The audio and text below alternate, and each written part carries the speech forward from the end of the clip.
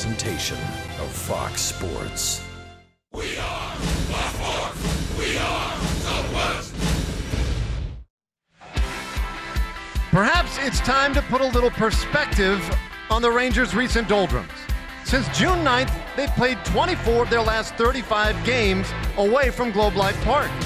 And they've gone 13-11 in those road games. While they've lost games in the standings, they've kept their division lead and continue to grind through a tough stretch. Tonight, your Rangers look to even the series on the road against the Angels. It's coming up next on Fox Sports Southwest.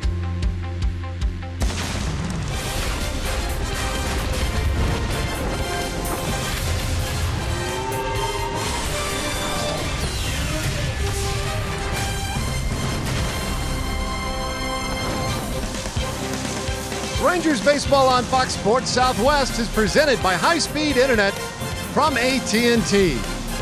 It is a sunny, warm evening in Southern California as we get ready for the middle game of this three-game series, the Rangers and the Angels tonight. And an interesting pitching matchup, Kyle Lohse against Tim Lincecum. As we get in the Wayback Machine just a little bit for a couple of guys who really used to do battle in the National League. Hello again, folks. I'm Dave Raymond along with Steve Busby. And as we get set for this one tonight, one other thing to note, and that is the Rangers today, well, the lineup's going to look a little different. Shin-Soo Choo is back, and he's in that leadoff spot. And, Buzz, they look better when he's there. Oh, they do, Dave. There's no doubt. And the Rangers have been trying to do battle without a full complement of weapons. Well, they have one of their big weapons and back in the lineup tonight, and right in the leadoff spot where he has been most effective. That's Shin-Soo Choo. Batting leadoff, he has been just outstanding this year. He has left the ballpark 4 different times in the last dozen games or so to start the ball game off. A .380 on base percentage, and that really sets the tone when he's leading off, getting on base for this ball club. This would be a great night for Choo to get aboard, for the Rangers to put a big first on the board for Kyle Lohse and see if they can't just take it to the house from there. Now, when he's going right, too, he'll get you started the first inning. 4 leadoff home runs this year. So, Choo back, and the Rangers going to Kyle Lohse for his second start. It's Lohse against Lincecum. Starting lineups, first pitch coming up.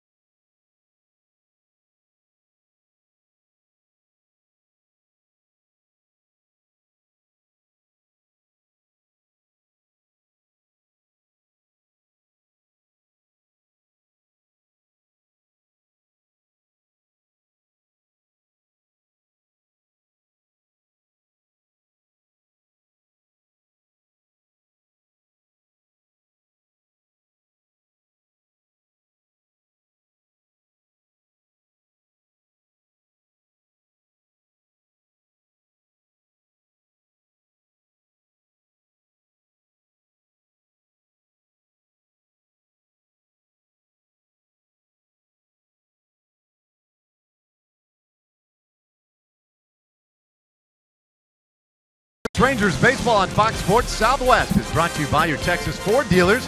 Visit your local Texas Ford dealer today during the Ford Freedom Sales Event. See why Ford is the best in Texas.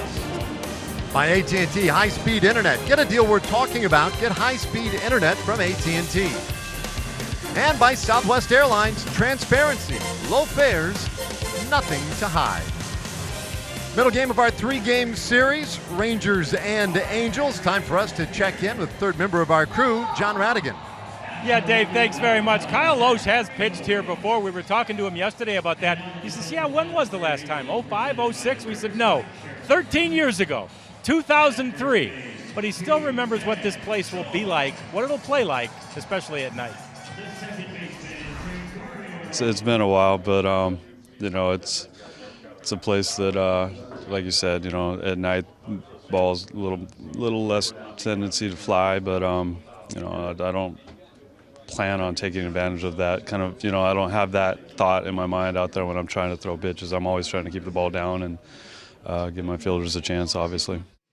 We weren't trying to make him feel old when we reminded him it had been 13 years between starts here, but somehow I think we kind of did, Dave. Well, it's back up to you guys.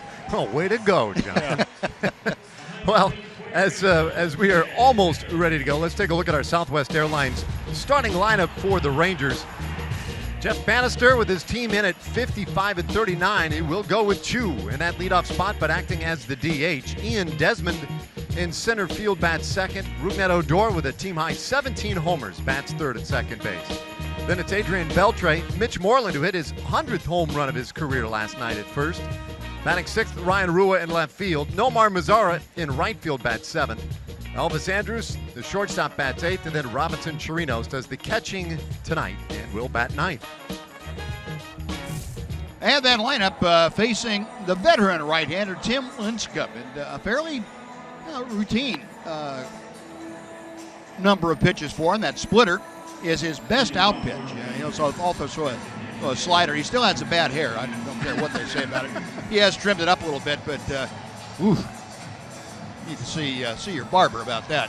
But Tim has tried to tone down his delivery as well, and he has tried to make things a little more simple so that he has a repeatable delivery. And he felt that that was one of the things that aided him in coming back from the hip surgery, is that he simplified things and has a little more direct line to home plate to make a delivery.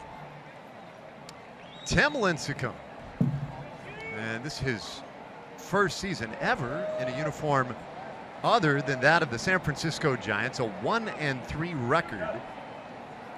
Angels using him, the 10th different starting pitcher they have used this year. And he gets us started tonight with strike one to Shin-Soo Choo. It's very good to see Choo back at the top of the order for the Rangers. In a hole here, 0-2. Choo has missed the previous 4 games out of the All-Star break, although we have seen him occasionally as a pinch hitter, as we did last night, the 0-2. But that lower back still bugging him just a little bit as the DH tonight, because it bothers him more when he throws than when he swings. Yep. And it's going to be a while. Anybody that's had a bad back knows how debilitating that can be when it does act up on you. Tapper foul keeps the count 1-2. Yeah, we need to keep an eye on that, though. Tim Lincecum for the Angels, and he and Kyle Loesch may be on equal footing tonight. Certainly Lincecum may be pitching for his professional life here tonight. He has not had good outings. The last 4 times out have been kind of a disaster. And Mike Scioscia, Angel skipper, has said, look, we still go on performance here at the big league level, and Lincecum is no exception. He has to start performing for us to even think about using him to help us get back into the race. That's typically an unveiled threat by your skipper. And you better produce or you're gone. 2-2. And Choo lifts this one in the air, left field. Nava back, reaches up, and makes the catch.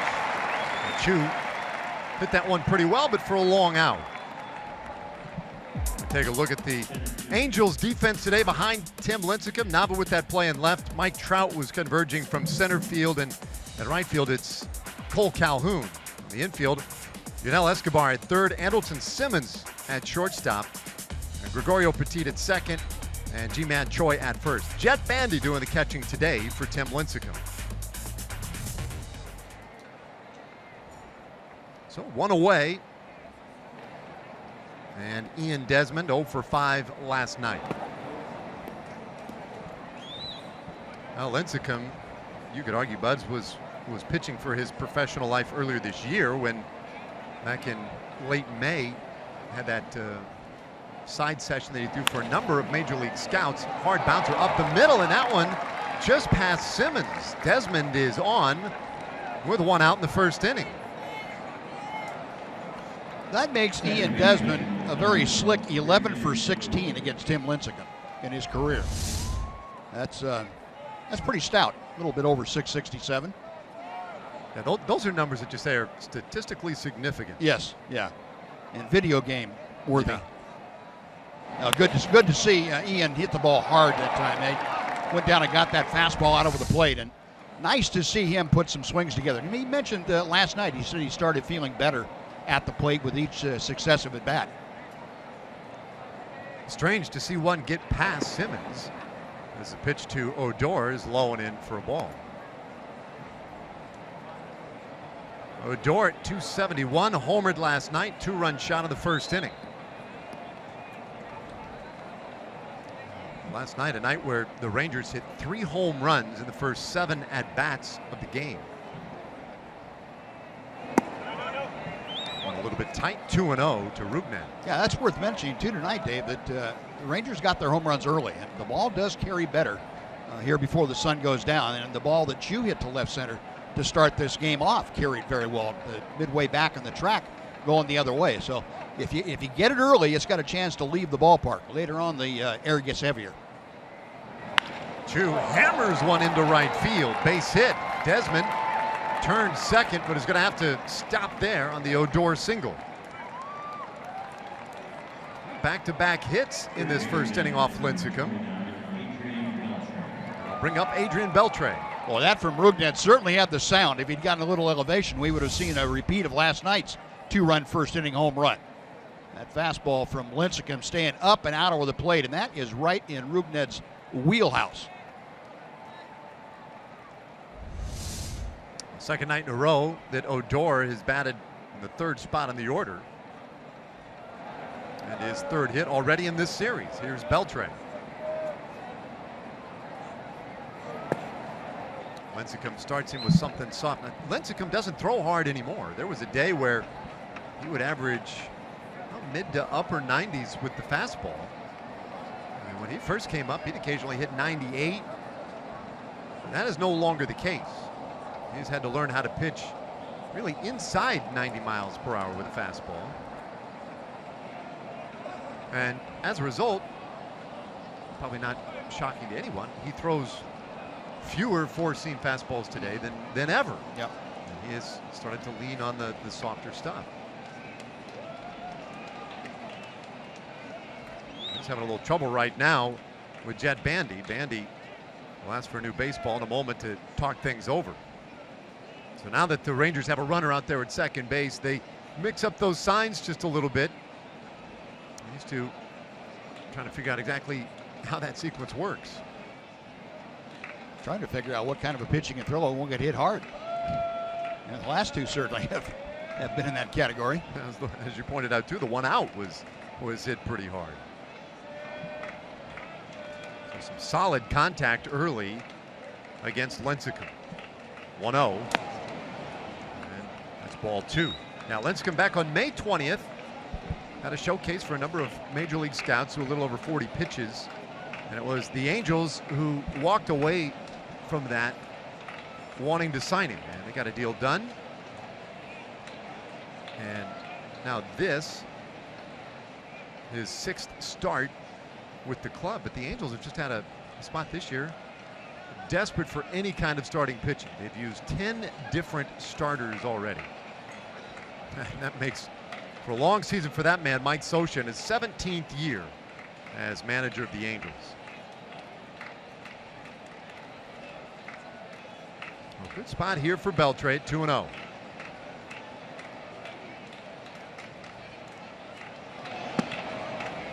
little bit in again. 3 balls, no strikes. So Lincecum working himself into a bit of a corner here against the guys you can see has done a very good job when in an opportunity to drive in a run.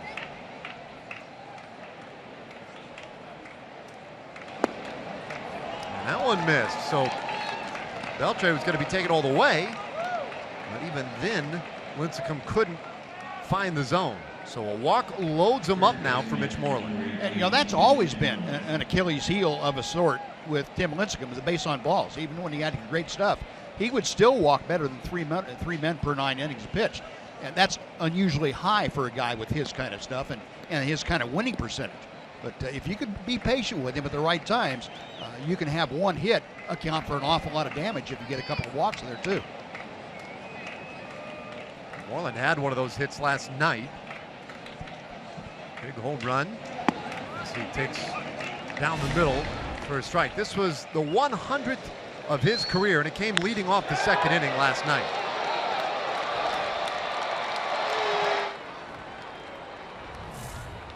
It's all a big moment for Moreland yesterday. And that one catches a corner. It's 0-2.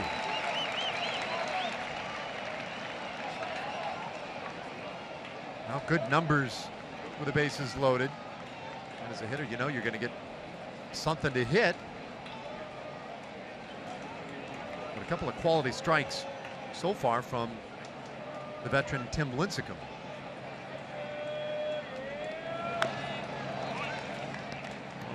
Keeps himself alive at 0-2. Mitch very comfortable here on the West Coast. Any place, Oakland, Seattle, here in Anaheim. He loves to hit on the West Coast ballparks. He has done a lot of damage over the years, especially in Oakland. He's just torn Oakland apart. Chance to do some damage here. The 0-2, and he swings and misses strike 3. Big out for Tim Lincecum.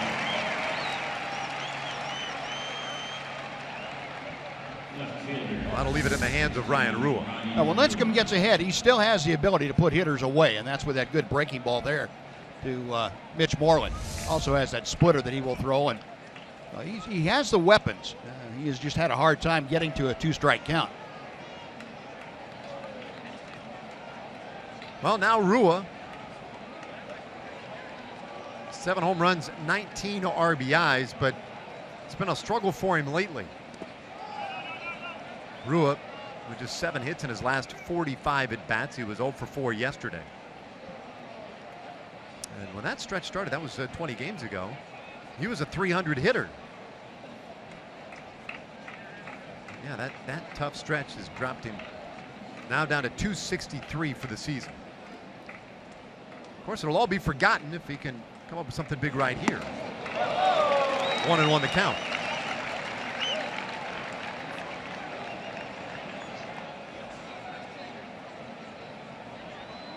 Got regular playing time on this road trip. 2 for 13 in Chicago and Anaheim now. That one will make it 1-2. Lincecum 9 years with the San Francisco Giants. Won 3 World Series. Back-to-back Cy Youngs in 2008 and 9. And if that were not enough, a couple of no-hitters.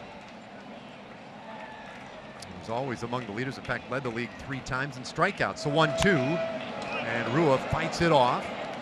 Keep the at-bat going.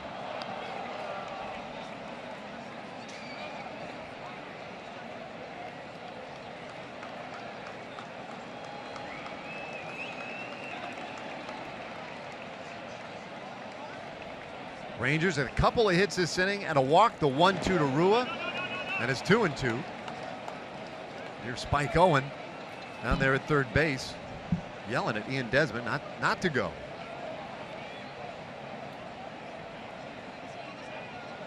There's Spike. Desmond loves to read those balls in the dirt, and occasionally we'll take a little bit of a gamble. Shoots it up into the seats, and we'll do it again.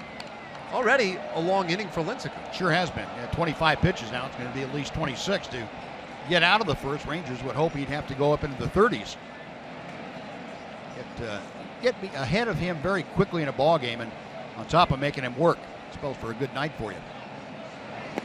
Rua chases strike 3, and the Rangers leave him loaded in the top of the first. So an opportunity passes by, and now it's going to be up to Kyle Loesch at the bottom of the first inning.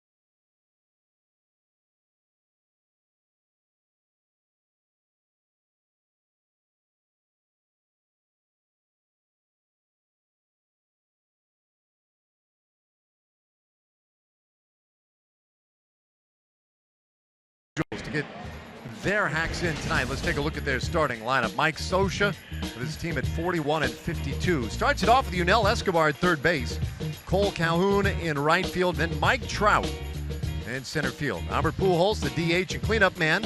Daniel Nava in left field bats fifth. The shortstop, Andrelton Simmons, moves into the sixth hole. Ji-Man Choi at first base bats seventh. Jet Bandy catches and bats eighth. And then Gregorio Petit at second base rounds it out. First pitch to Escobar. Bounced right to shortstop. Andrus on top of it, one away.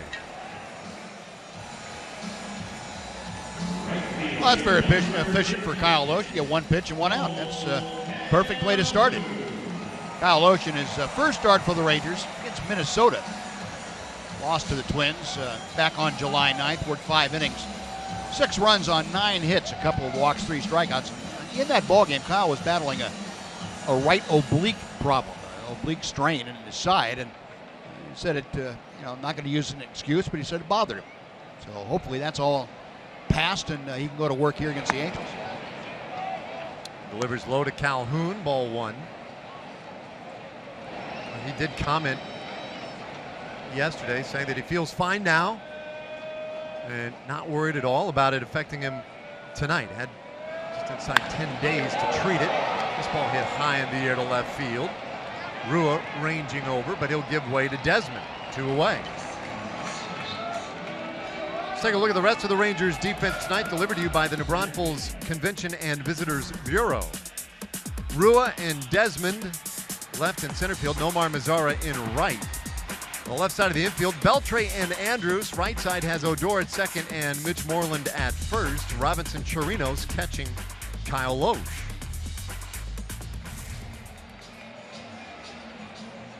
So great way for this one to start for Loesch. With 2 away, we'll deal with Mike Trout and starts him off with strike 1.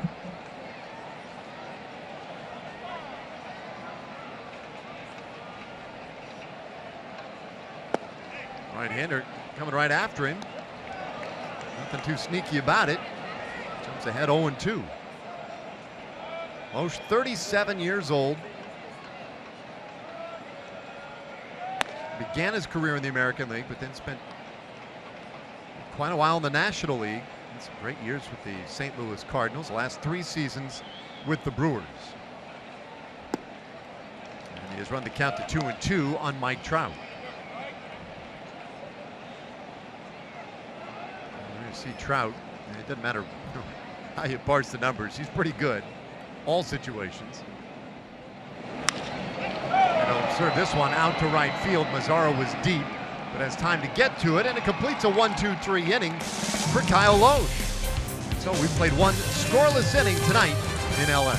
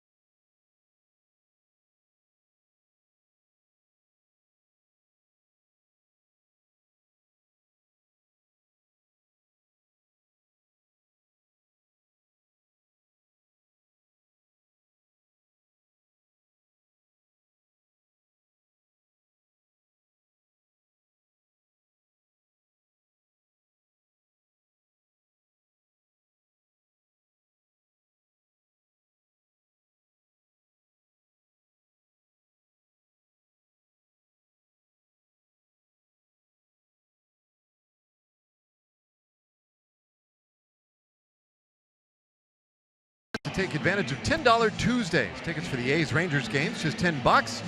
Add on a $10 meal deal when purchasing online. Plus, all fans on Tuesday get $10 parking.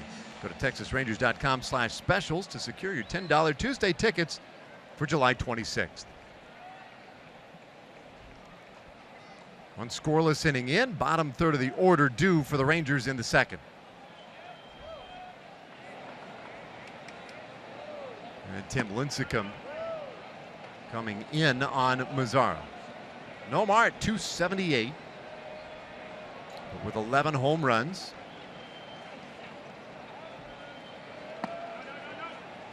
And it's 2-0.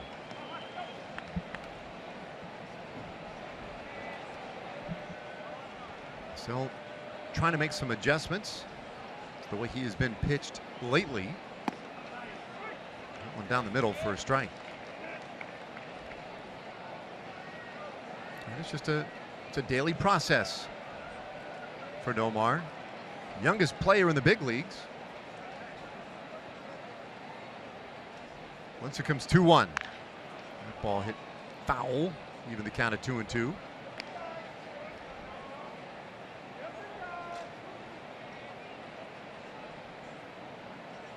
And a double last night, was hit by a pitch.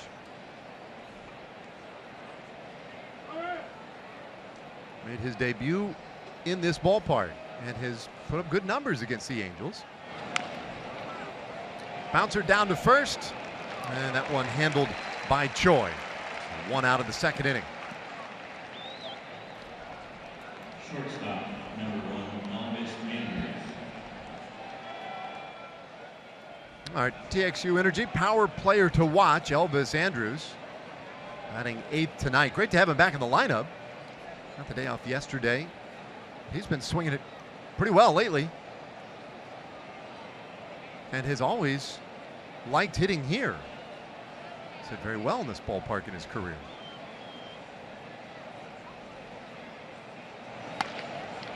Bouncer up the middle though, and Petit is there. 2 gone. The Rangers let Lincecum off the hook a little bit there in the first inning, and looks a little bit better here in the second. Yeah, credit Lincecum too for that first inning. Yeah, the Rangers did get the bases loaded with the 1 out, But then Lincecum able to get to his strikeout pitch in key situations, got a pair of them back to back, and that took care of it.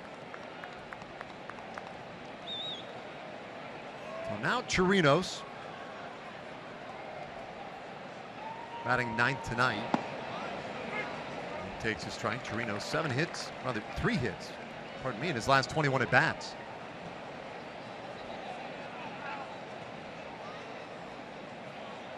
Lincecum a little better tempo in the second inning. The count now 1-1.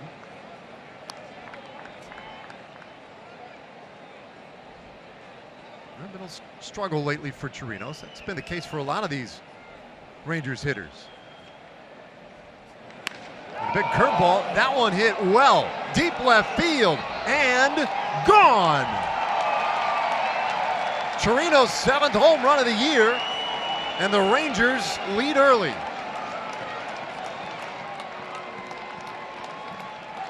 Yeah, 3 home runs to the first 7 hitters last night. Chirinos, the 9th hitter tonight. He's able to get one elevated and get it out of here. That pitch out over the plate a bit, right in the wheelhouse of Robinson Chirinos, who obviously has good power. He's shown good power throughout his Ranger career, even though he has not been playing consistently day in and day out.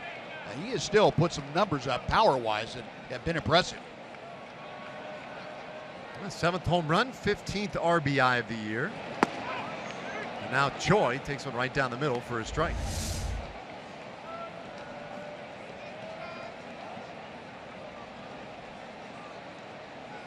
Jim Lincecum. Think he knew? I think he did. Yeah, he didn't hide his emotions very well either. Which, you know, you leave a pitch there, you leave a breaking ball right in the middle of the plate, and you hear the contact, you don't have to look. You know exactly where that's headed. 2-strike pitch to Choi. Dumps that breaking ball in.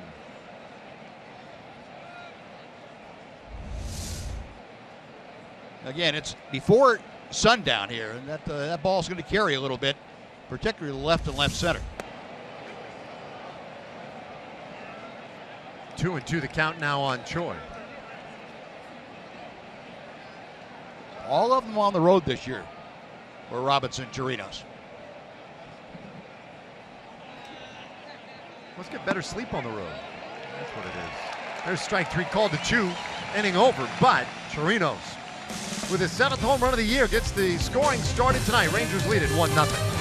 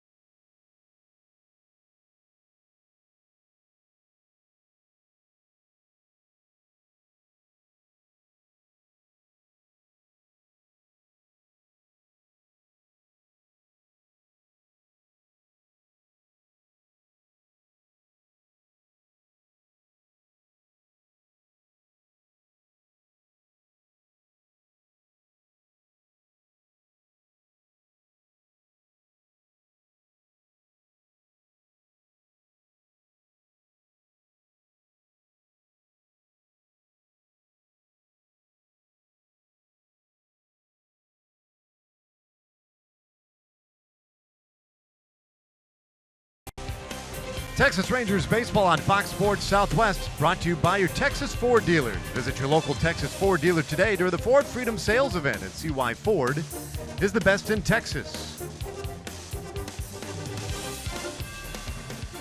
Bottom of the second inning, Rangers with the 1-0 lead. Albert Pujols takes ball one from Kyle Loesch.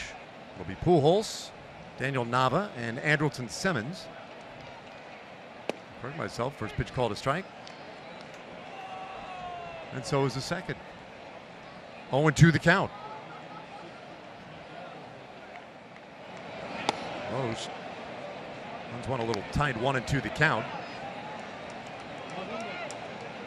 Pujols yesterday had a bases loaded walk. And on Sunday, he had a pair of home runs against the White Sox. Always a very dangerous hitter, but maybe starting to get into one of those grooves again. He's had plenty of those in his sure-to-be Hall of Fame career.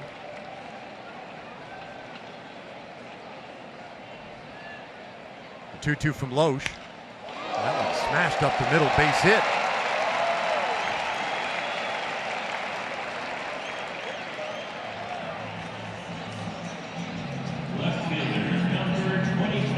Now, one thing Albert is still able to do, as most good hitters do, and that's be able to take the ball back through the middle, especially when they're down in the count. There you get 2 strikes on Pujols, and he can reach most pitches. He has good plate coverage, enough strength that even when he extends out there, he gets on his front foot a little bit. Still able to make solid contact and drive it into the outfield. So Pujols on, and Nava takes strike one. Good team, though, if you want to have double plays. This ball club and the Angels hits into the most double plays of anybody in the major leagues. And, of course, the Rangers turn the most double plays of anybody in the major leagues.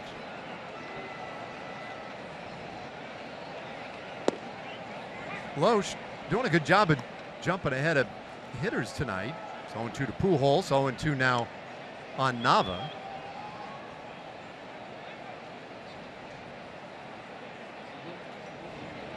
And it's Loesch's second start with the Rangers. Now his first start, as we pointed out, might not have been at full strength or full health. In that first inning, he was grabbing at his side, managed to work through 5, and used 109 pitches to get through 5. It was not easy.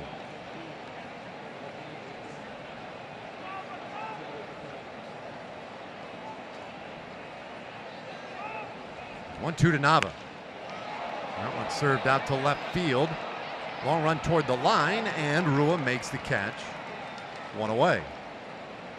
Yeah, good positioning for the Rangers outfielders. Ryan Rua shading Nava toward the line, so what looked like it might have been problematic, that ball slicing into the corner. Turned out to be a pretty easy catch for Ryan Rua. Well, Andrelton Simmons batted 9th yesterday, had 3 hits in 4 trips to the plate, and he was up there hacking yesterday. It'll be interesting to see how aggressive he is with Kyle Loesch tonight. And for that matter, how Chirinos and Loesch go about attacking him. Simmons has been a hot bat lately. And he is swinging at the first pitch. And he didn't get a fastball, to answer your first question about how they would attack him.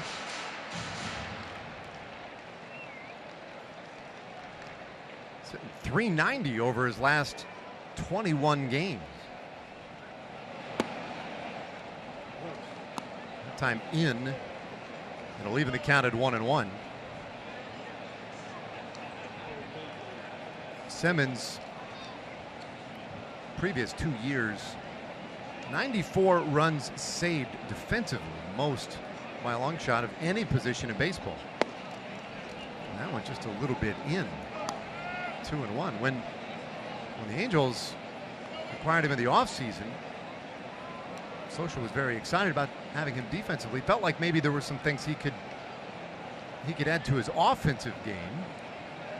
And one of the things was situational hitting. But lately, I mean, he's just swinging a very good bat, regardless what they've asked him to do. Count even to 2-2. Mike Scioscia, for the most part, has been trying to put Simmons in situations where there's not a whole lot of pressure on it, down in the order where he would probably get more fastballs, and Simmons loves that first pitch fastball to go ahead and whale at. You know, you think a guy that with Simmons' speed and that kind of thing would hit up toward the top of the order, but that's not the case with Simmons and Mike Scioscia's ideas. This one hit to center field, but right to Ian Desmond, and there are 2 gone. So Simmons turned away. It'll bring G-Man Choi to the plate.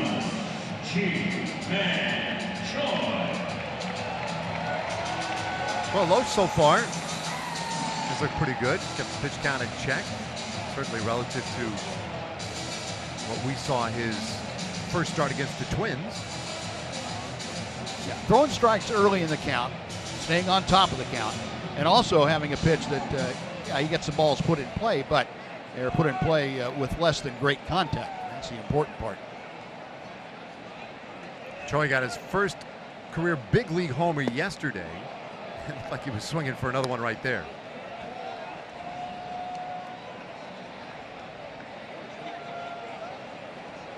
One of a number of Angels right now swinging the bat very well. As a team, they have been the best offense in the big leagues in July. 1-1. They've scored 95 runs in the month of July, averaging nearly 7 runs a game.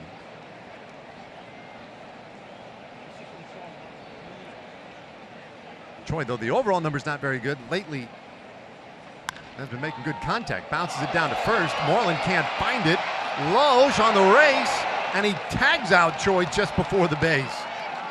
Boy, great athletic play by Kyle Loesch to get G-Man Choi for the final out of the second inning. Angels leave a man. We'll go to the third. 1-0 Rangers.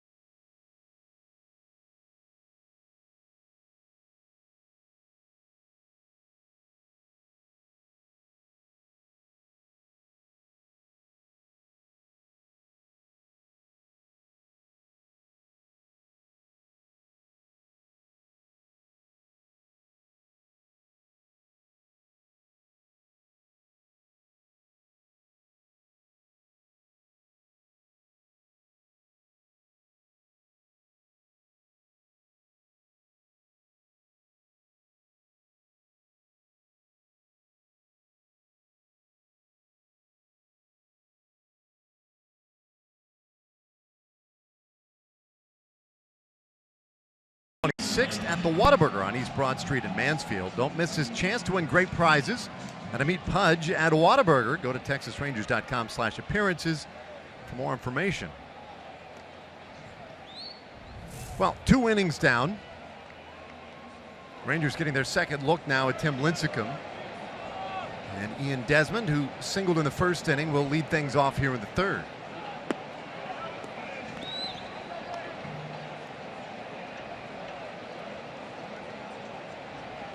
If you tuned into the pregame show today, you heard the news about Ian Desmond being named the Rangers Heart and Hustle Award recipient this year. 1-1 the count, and excellent recognition of what has been a very good season for him, but also just the way he carries himself and what he does represent.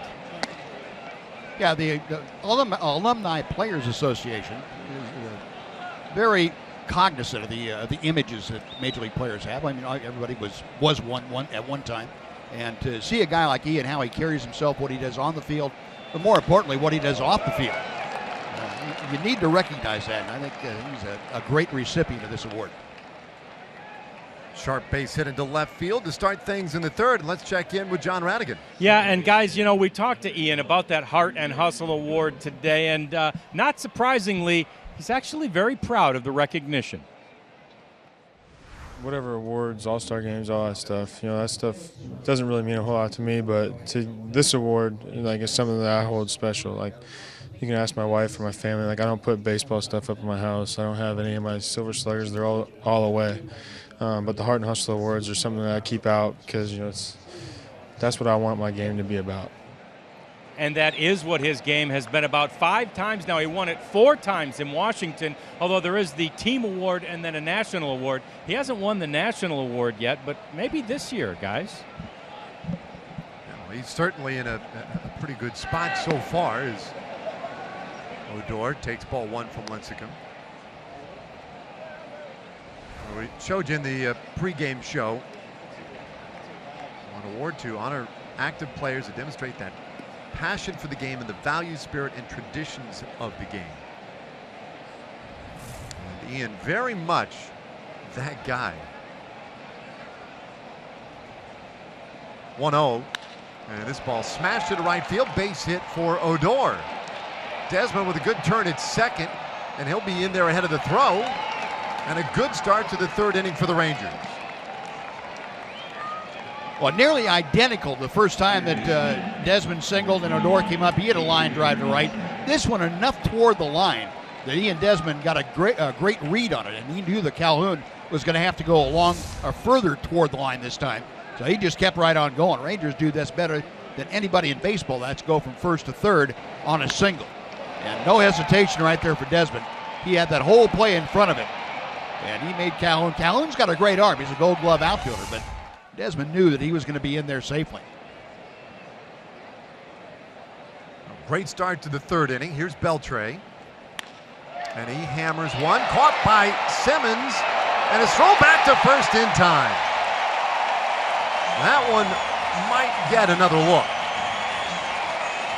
Yeah, and I think that looking back at that play, I'm not sure that the first base umpire, Mike Malinsky, was happy with his call right after he made it. He looked over to Jeff Bannister and kind of said, okay, I know what you're going to do, and just kind of hung his head. So I think that he knows he might have misjudged it. Might have. And Jeff will get the information from Steve Buechele, the bench coach, who will get the information from up on high from Bobby Jones and Adam Brenner. They're going to take a look at it. I don't know, naked eye, that certainly seemed like Rubnett was back there ahead of it. Yeah, and the one thing you have to keep in mind, I think, Dave, is that the call on the field was out, and you have to have clear and convincing evidence to the contrary to overturn that. So sometimes it's not, it may, for all intents and purposes, appear to be clear and convincing, but if the people back in New York at the replay command center don't see it that way, not a thing you can do about it. They're going to err on the side of the call made on the field if they think that there's any doubt at all. So they're looking back at Chelsea Market, and that'll be a big call. And the fans here at Angel Stadium got a look on the big board out there in right field, and you heard a few oohs and uh-ohs. So they didn't feel that there was any problem in overturning that call. And Rubnett knew it too. I mean, he put the hand up initially, pointed into the dugout, and say, no. Take another look at that one. I'm not sure that a player's reaction is always the one you would that's go on. Most guys are going to say, hey, I beat the throw or I beat the player or what have you. But that one, it certainly looks like that Odor had it right. They do have additional looks, different camera angles back in New York that we don't necessarily have in our broadcast. So they have plenty of other ways to evaluate the call. But boy, a big call here, because you go from potentially a man at third, 2 out, or men on the corners only one out with Mitch Moreland coming up. I'm taking a long look at it. I know that. So it must not be as cut and dried either way, as I surmised.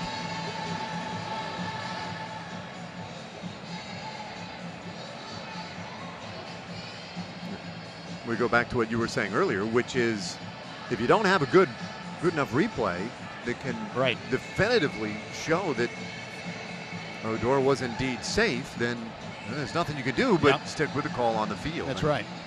They're obviously searching, trying to come up with something. The one I just saw on the scoreboard looked like Odor got his hand in there before the glove was impacted by the ball. But again, that's up on the scoreboard. That's not. Well, here we go. We'll get our ruling. And indeed, safe is the call. The call is overturned. A replay review brought to you by Ford.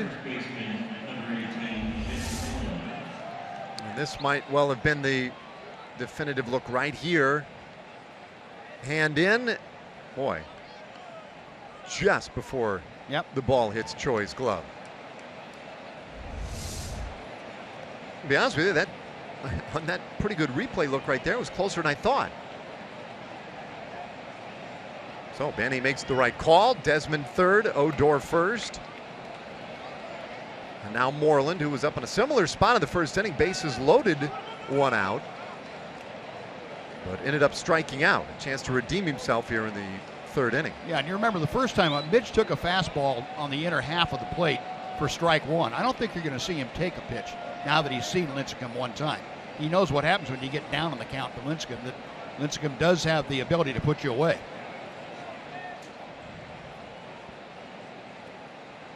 Three strikeouts so far tonight for Lincecum. This one misses. It's 2-0.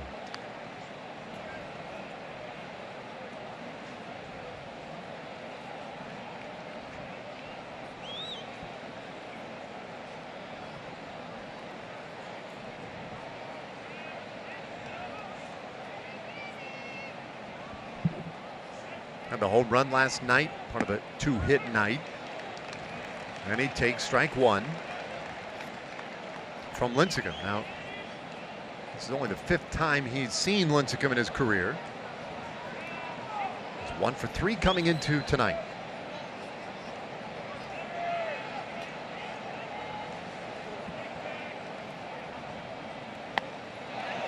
Two and two the count.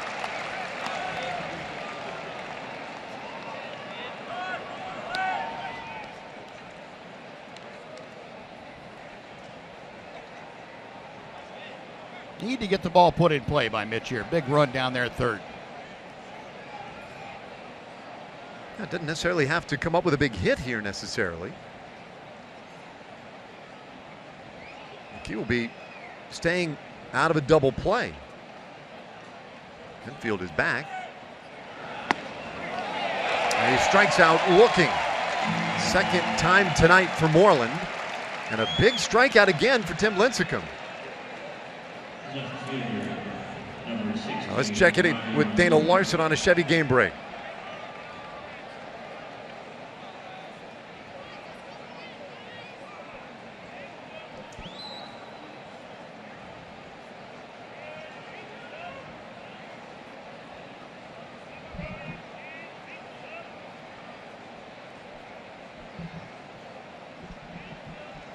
Yeah, thanks, Dana. Oh, another big opportunity in this third inning for the Rangers is Ryan Rua, who also struck out with the bases loaded in the first inning. Takes ball one.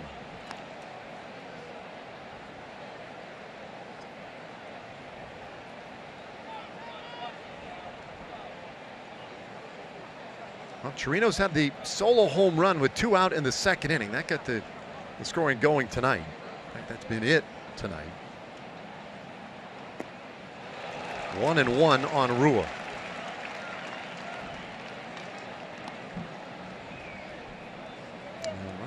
Ryan has had some tough at bats lately. He struck out his first 3 times yesterday on an 0 for 4 night. Left the bases loaded in the first inning tonight.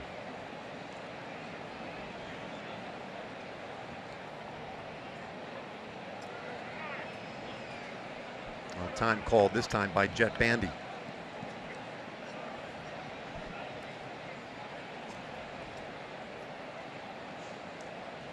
Well, Lincecum has pitched in so many big games over the years in the National League. Runner going from first. And no throw offered. So Odor out there to second base with his 8th stolen base. Well, the Rangers were going to try to steal a run. Odor was stopping on his way to second. If Bandy had thrown through, Rougned would have tried to get in a rundown and let Desmond go ahead and pick his spot to try and come home. But Angels chose not to throw the ball through at all. Count stays 1-2 on Rua. That opens up a spot now if Ryan could find an empty patch out there in the outfield. Could get 2 home. So Nomar Mazara waiting on deck. Desmond third, Odor second.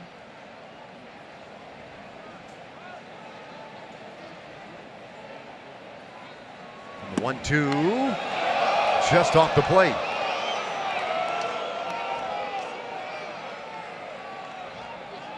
Scioscia may not agree, but Fox Tracks does. 2 balls, 2 strikes. Wigner had the right call there. The breaking ball. Rua strikes out swinging to end the inning, of the Rangers leave 2 more. 1-0 Texas after 2.5 tonight. We have very sad news to report from Baseball Commissioner's office. Suzanne Hilgefort, Major League Baseball's Senior Director of Broadcasting Business Affairs, died on Saturday in a small plane crash along with her husband Michael and a close friend.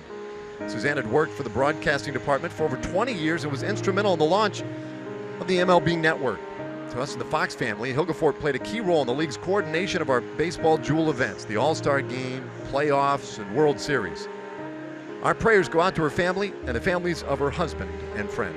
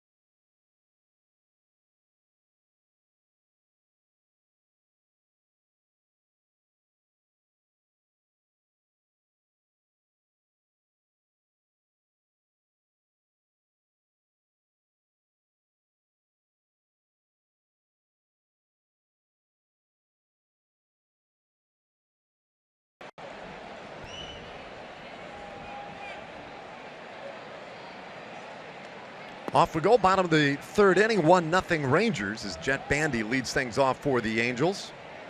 8th place hitter, then Gregorio Petit back to the top of the order for Anaheim.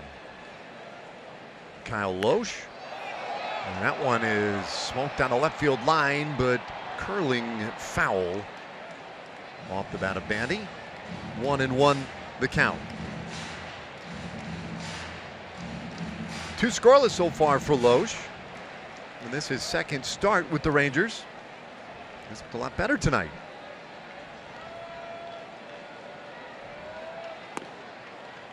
Just misses. 2-1 the count. And Bandy couple of homers, that .267 average. He's going to start again tonight behind the plate. He's caught both games in this series. And lines this one to short. Andrews with the leaping grab. One away. That's a half a jump, not the full jump. There you go, a little flare at the end. Hey, the Rangers and Dr. Pepper are teaming up to bring you savings at the ballpark this season. Bring a Dr. Pepper can to the box office or use the online coupon code Dr. Pepper. Receive savings of up to 29% on most Sunday through Thursday games. Go to TexasRangers.com/specials to get your tickets from Monday, July 25th through Wednesday, July 27th when the Rangers play the Oakland A's. But hurry, this offer ends in July. Strike one to Petit. Petit with the start at second base tonight. We saw him come in late last night, and he rolls one to short. Andrews had to wait a while on it. Goes across the diamond, and Petit is erased, 2 away.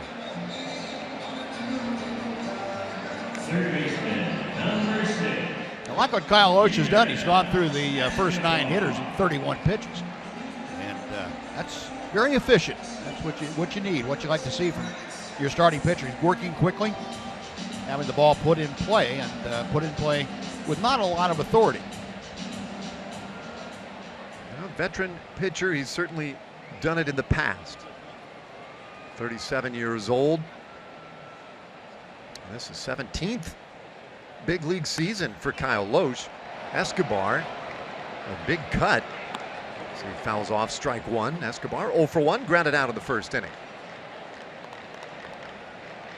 The thing is, Loesch no longer with the same kind of stuff maybe that he used to feature back in the day with the Cardinals in particular. 1-1 the count. So pitch for the Brewers, the Reds, Phillies, and the Twins. 1-1. Boy, look good. This is just a little bit in. 2-1 the count.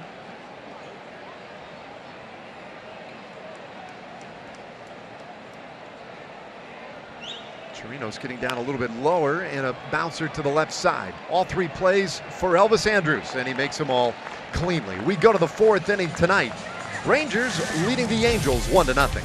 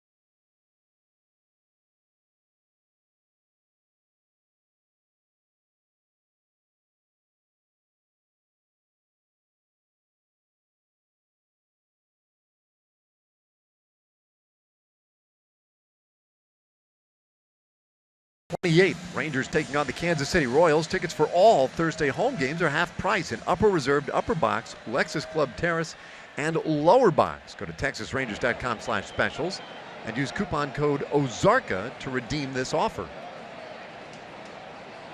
It's a 1-0 Rangers lead. Nomar Mazara leading off the 4th inning, and he takes strike one.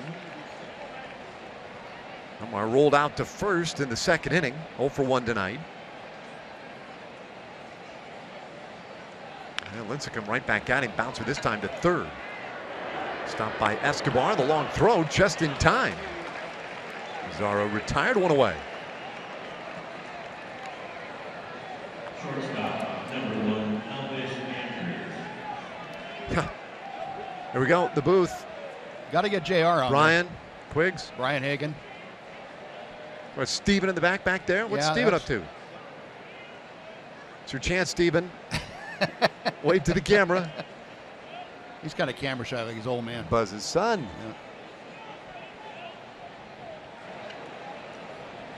Yeah. And lately making waves out here in LA. Elvis Andrews takes ball 1. Yeah, you can say that again.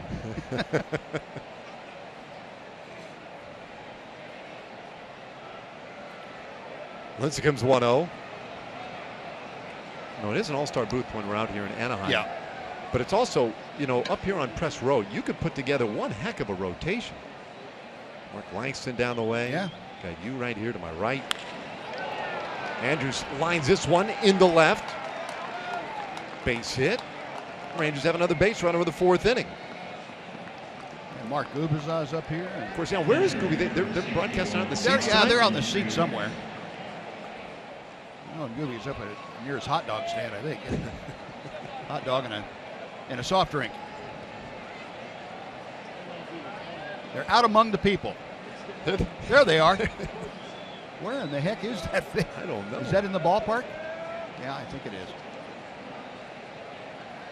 John Reynolds, the keeper of all the trivia information, says it's way out in right field. That is out there. So here's Robinson Chirinos. He had the home run in the second inning. That's the only offense in this game.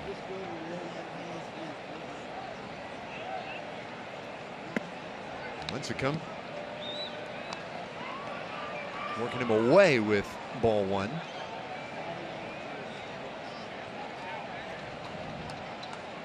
Lincecum, a different story tonight than that of Kyle Loesch. He has had to work awfully hard.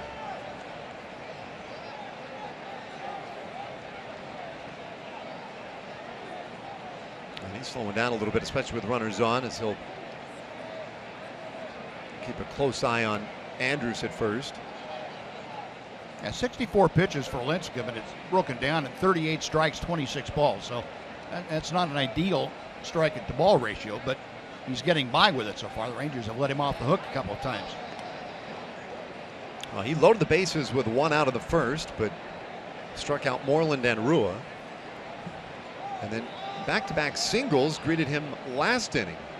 But he got Beltre to line out and then struck out Moreland and Rua again.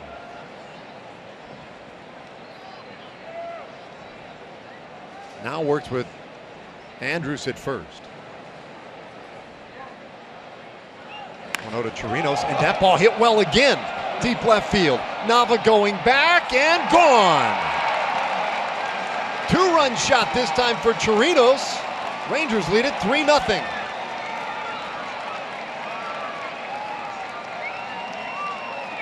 Well, just as Robinson Chirinos did in Oakland, a 2-home run game, he does it here in Anaheim about 2 months later. But he put a charge into that one. I don't care whether the sun's down or up or wind's blowing straight in. That thing was out of here in no time. A multi-homer game for Robinson Chirinos. And he has driven in all 3 Rangers runs. So now Chu.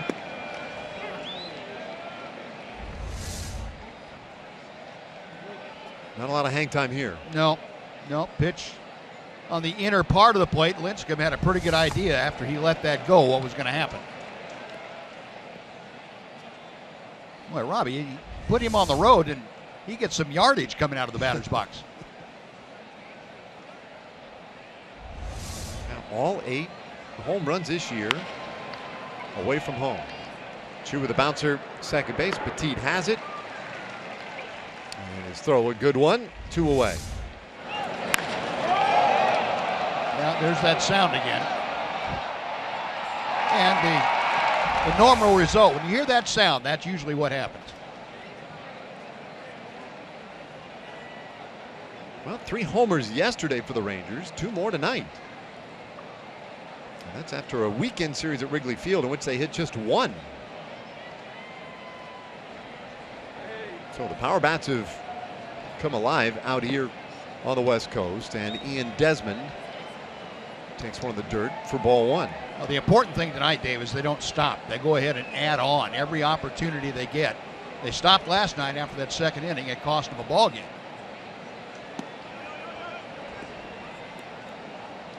2-0 on Desmond. Yeah, yesterday led 4-0. And then eventually, even after falling behind 5-4, would come back and tie it again. Didn't have enough in the tank yesterday. 3-0 now to Desmond.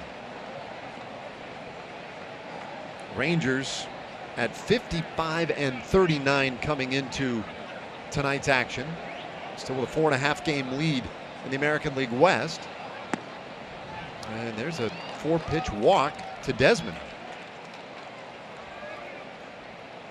Yeah, Lincecum is out of ideas to Desmond. Desmond now 12 for 17 against him in his career before that walk, and Tim Lincecum ran the white flag up. So here, I'm going to throw you 4 wide ones.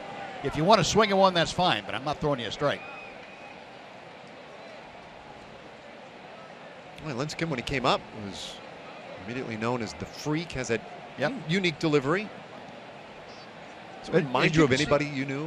Well, as you can see, he's toned that down quite a bit. You know, it's still a little bit awkward looking, but he's a very flexible guy.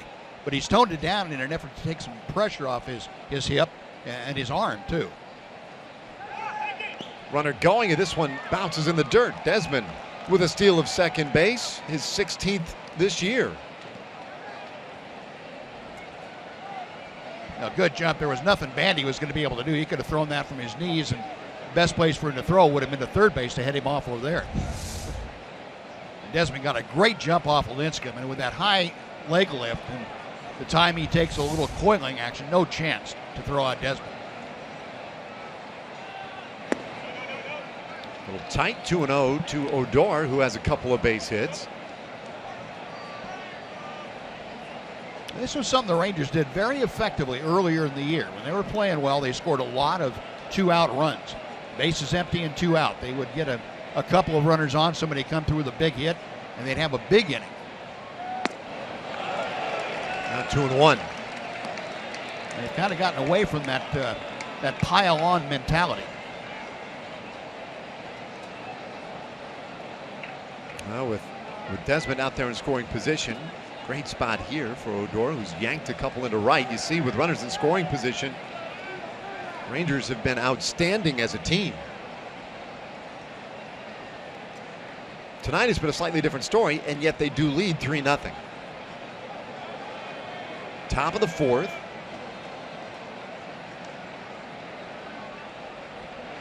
The 2-1 to Odor, and it evens up at 2-2. Rugnet a little bit over anxious, and Lincecum can make that happen to you if you're a left-handed hitter, particularly. That split finger pitch, it has to look like it's going to be so good. And Odor, who picked on a couple of fastballs the first 2 times up, still dreaming of having another one this at bat. He hasn't seen it yet. Breaking ball, and that one is turned foul.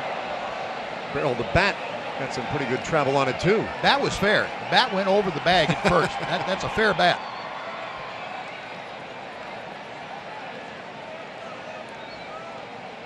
Well, cause for a new one.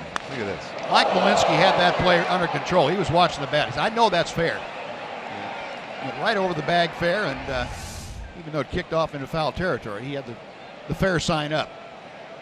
Ballboy, meantime, did not have that one under control. No, that's a tough play. Has trouble going to his backhand. He's got a lot of ground covered there. So another 2-2. And Odor strikes out swinging. Rangers leave another one, but they pick up 2 on the Chirinos home run, his second of the night. And after 3.5, Rangers lead it 3-0.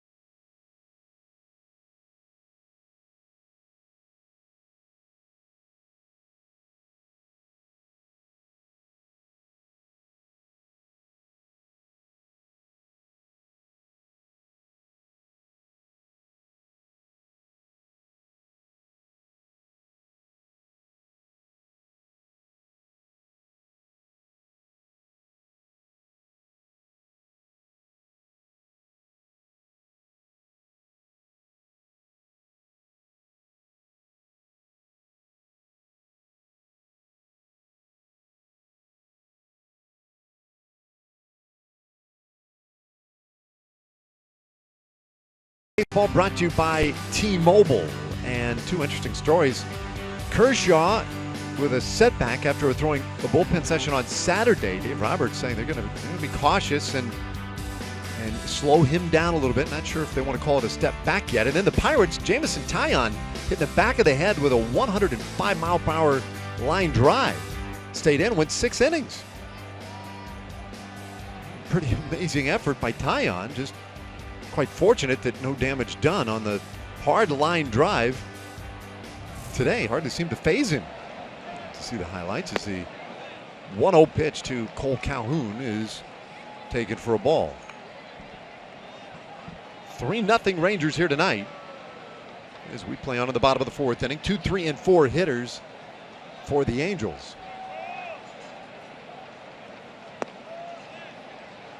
Loesch has been pretty effective through 3, largely on the strength of throwing strike 1 and then strike 2. I mean, he's jumped ahead of a lot of hitters. And here in the 4th inning goes 3-0 to Calhoun. You do not want to put him on ahead of the part of this order.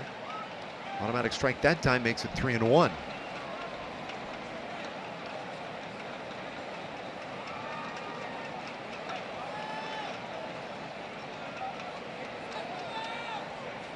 This will be the 40th pitch of the night for Loesch, and it results in ball 4. Calhoun walks to open the bottom of the 4th inning. Last night, A.J. Griffin went 3 perfect before a leadoff walk in the 4th inning, led to 3 total walks in the inning. Angels ultimately getting just a couple of runs out of it, but that started their comeback on their way to the 9-5 victory. So second time through the order. Loesch a little careful with Calhoun, and now we'll work to Mike Trout. We got Trout to fly out to right field. Back of the 1st inning. Look at the numbers for Mike Trout. That'll be the walks, the average. Combination of speed and power for Trout in his career has been the real hallmark. Is count 1-1. Still just 24 years old. This is 5th year in the big leagues.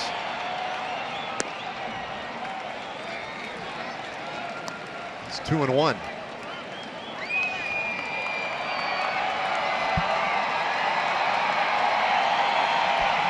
The fans sensing this might be a pretty big spot right here. Team down 3-0, but a man on for Trout. Now we saw what happened last night to A.J. Griffin when he faced this part of the order for the 2nd time. Angels capitalized. 2-1, and Trout hits this one hard center field. Desmond turns and will take it off the fence. Calhoun hustles to 3rd base. Trout with the double, and the Angels have set up shop here in the 4th inning.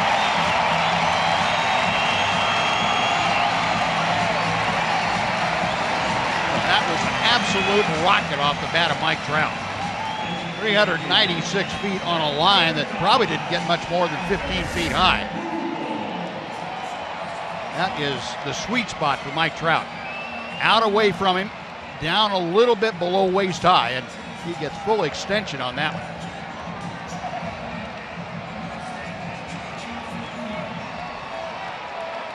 Desmond played that one well. Yeah. Get it back in quickly and keep Calhoun on the bases. So Loesch in a spot of trouble here in the 4th inning. First time tonight the Angels have had anyone in scoring position, and Pujols up there hammers this one left field, and that is gone. Tie game on the Pujols 3-run shot.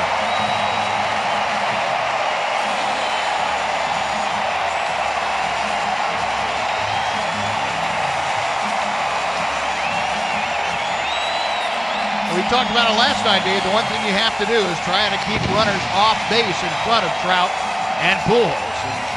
Loesch wasn't able to do it here. The leadoff walk to Calhoun. It immediately cost him 3 runs after the double. He gets a home run to Albert Pujols. That hanger stayed right in the hittable spot for him.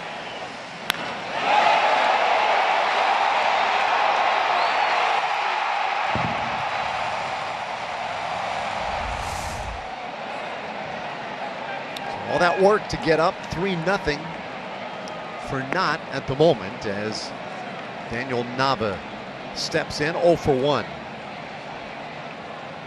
that guy, Albert Pujols, creeping a bit closer to Mark McGwire now for 10th on the all-time home run list. 1-1 to Nava.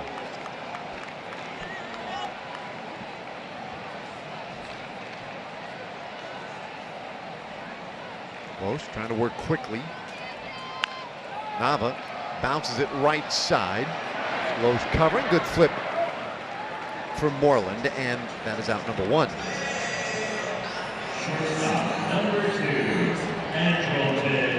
I always said it earlier. You just get the sense sometimes Pujols gets on a little bit of a roll. Lately, it's been showing those signs.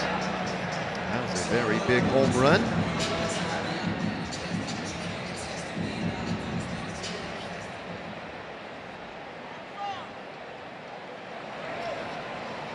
So, 3-3 game. Here's Simmons. Simmons flying out to center field in the second inning. Very aggressive hitter.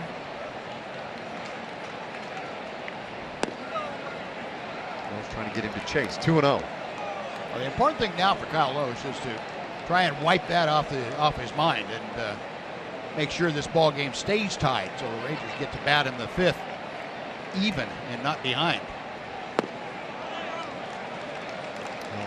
3-0 now to Simmons. Batting 6th in the order tonight. Yesterday was in the 9th spot for Mike Scioscia. And he takes ball 4, so 2 walks in the inning. And this 4th inning looking all too similar to last night's. And here comes Doug Brocail.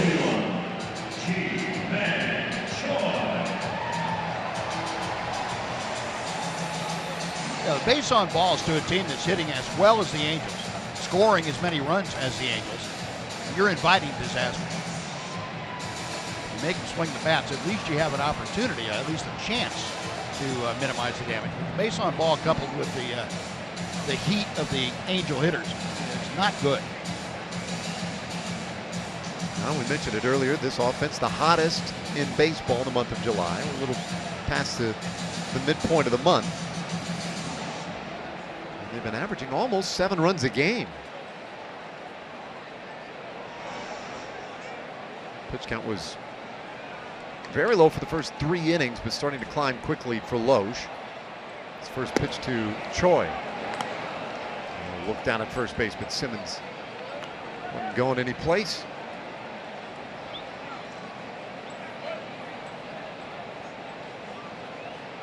G-Man Choi. 0 for 1. This time they want it outside. And it is, and the count 2-0.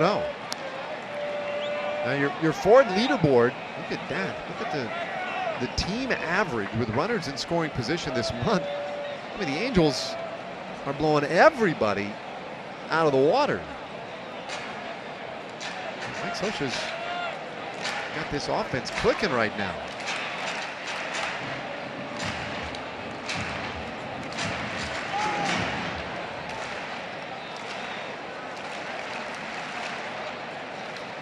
Choi, a Rule 5 acquisition for the Angels, and takes strike 1 from Loesch. They have to keep him on their 25-man roster all season,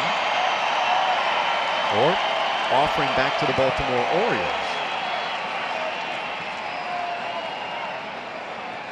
He was originally signed by the Seattle Mariners as an international free agent in 2009. Did not make it to the big leagues with the Mariners.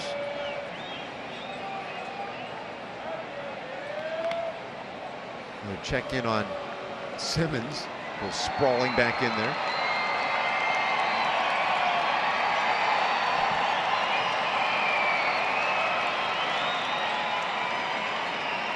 Had some injury problems stateside. Choi getting some playing time, especially recently here with the Angels. Fans growing a little restless with Loesch's interest in Simmons.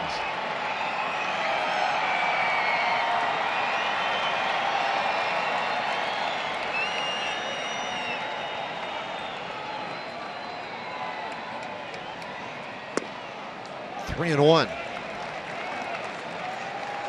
You mentioned the walks.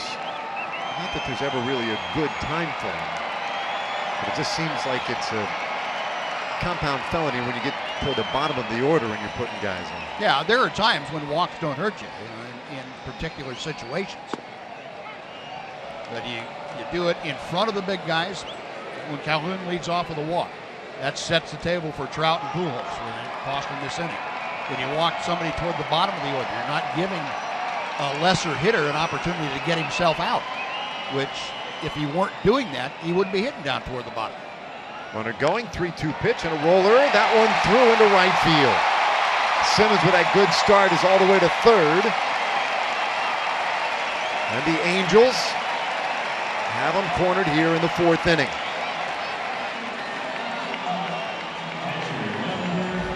And a walk to Simmons, and you go 3-1 to Choi and give him the opportunity for some run and hit action. And Choi able to take advantage of Mitch Moreland holding the runner at first. That expands that hole on the right side. Simmons on the move and able to easily get to third.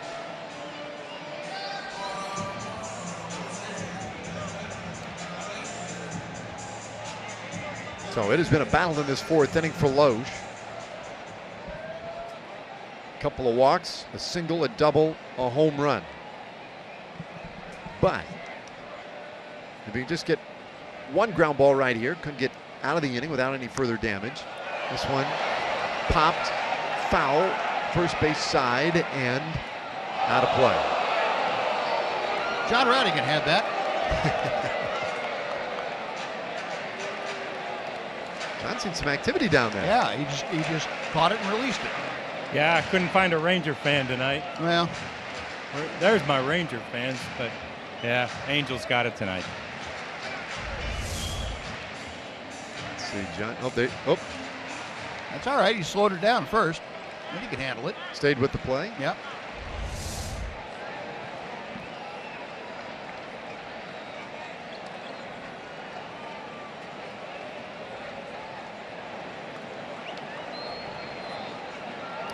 Pandy taking a while looking down around Renicky in the third base coach's box.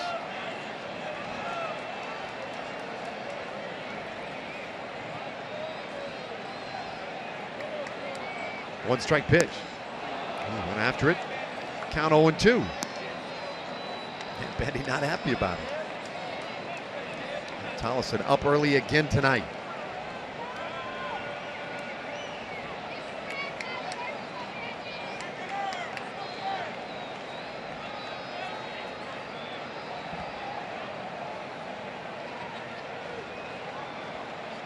The 0-2.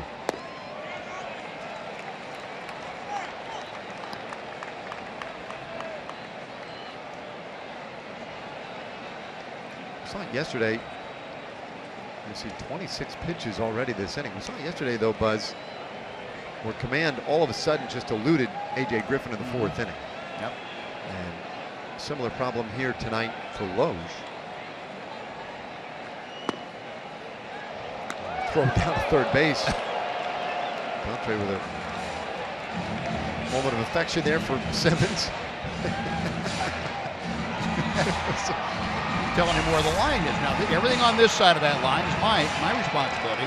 Everything on the other side is yours. Now, stay on your side of the line. Got to let the younger players know where they stand.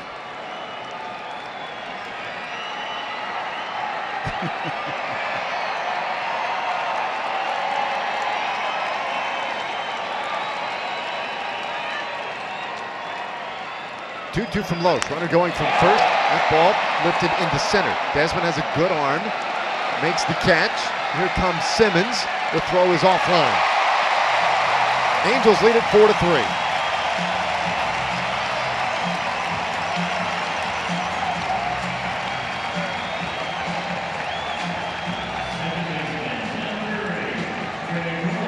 Bandy able to get enough wood on that to get it deep enough to center so that Ian really didn't have a reasonable chance to throw out Simmons. Simmons with very good speed anyway. I mean, it would have had to have been a much shallower fly ball than this. But man did a pretty good job going out, expanding the strike zone enough to get a ball that he could elevate, and he gets the sac fly. So Choi has to stay at first. And now the ninth place hitter, Gregorio Petit. And he takes a breaking ball for strike one. Yesterday, though, you had a look at Griffin and saw something he was doing mechanically, kind of a dip of the shoulder. Is there anything you're seeing at all? No. Right here? No. Nothing out of the ordinary.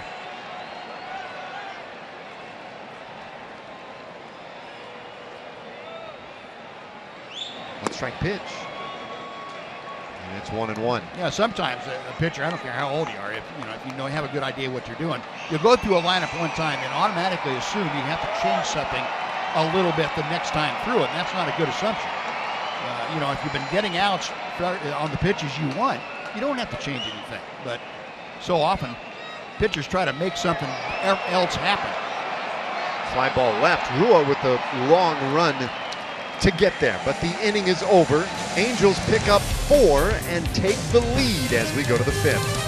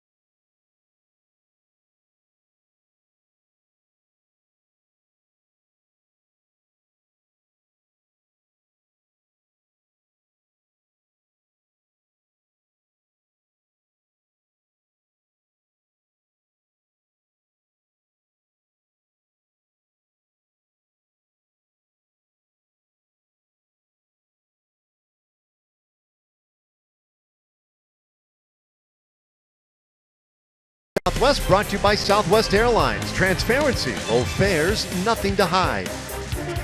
And by the all-new 3-row Mazda CX-9, meticulously crafted for driving because driving matters. In Anaheim, the Angels leading it 4-3 as we go to the 5th inning. Here come the Rangers. It'll be Beltre, Moreland, and Rua in the 5th inning against Tim Lincecum. Lincecum has not been real sharp today, but has gotten the very big outs when he has needed them as he starts Beltre with strike one.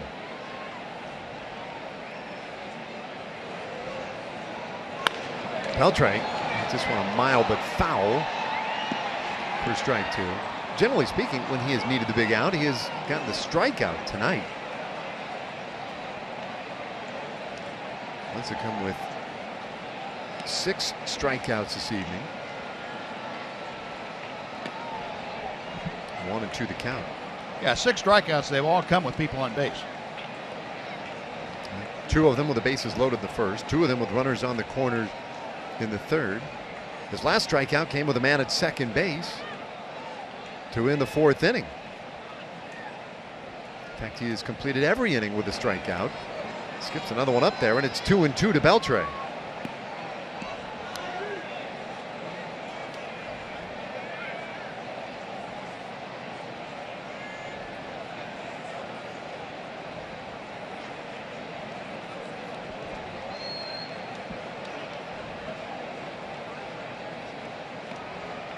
Once comes 2-2. Well, he gets Beltre swinging. A strikeout starts the 5th inning. 7 tonight for Lincecum. That slider is still a work of art when he gets it going. He gets ahead of the hitter, a put-away pitch. He certainly has that still.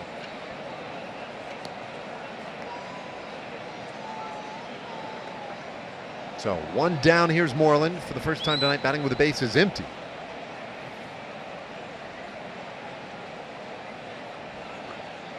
And smashes it down to first base. Troy on top of it. Knocks it down, goes to the bag, and retires Moreland. 2 away. Lincecum appreciating the help. Number 16, Ryan. That's kept telling Choi, I'm sorry I gave you a tattoo on your chest, but that'll come off in another 4 or 5 months. Here's Rua now. And you can see, been a tough night for Ryan. Really, it's been a tough couple of nights here for Ryan. With 5 strikeouts in 6 at-bats so far. Another start in left field. Now, Shin-Soo Choo back in the order today, but as a designated hitter. So not quite ready to take the field yet. And Rua bounces at third, knocked down, but not handled by Escobar. So Rua is on and scampers to second base on what will likely be a 2-base error.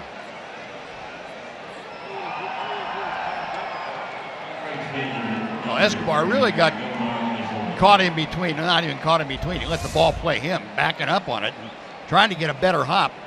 And there was not a better hop to be found. He just played it off to the side Olay style, and that ball skittered away, and with Simmons backing him up, it went out into no man's land. So a 2-base error, as you mentioned, Dave.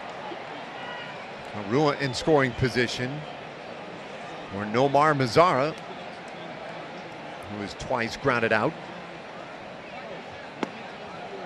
Breaking ball right in there for a strike.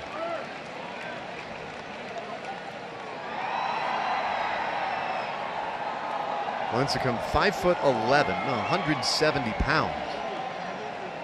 And today's day and age, he's a small fella. It's 1-1 on Mazara. And yet he was the consummate power pitcher there for about 3 years in the National League.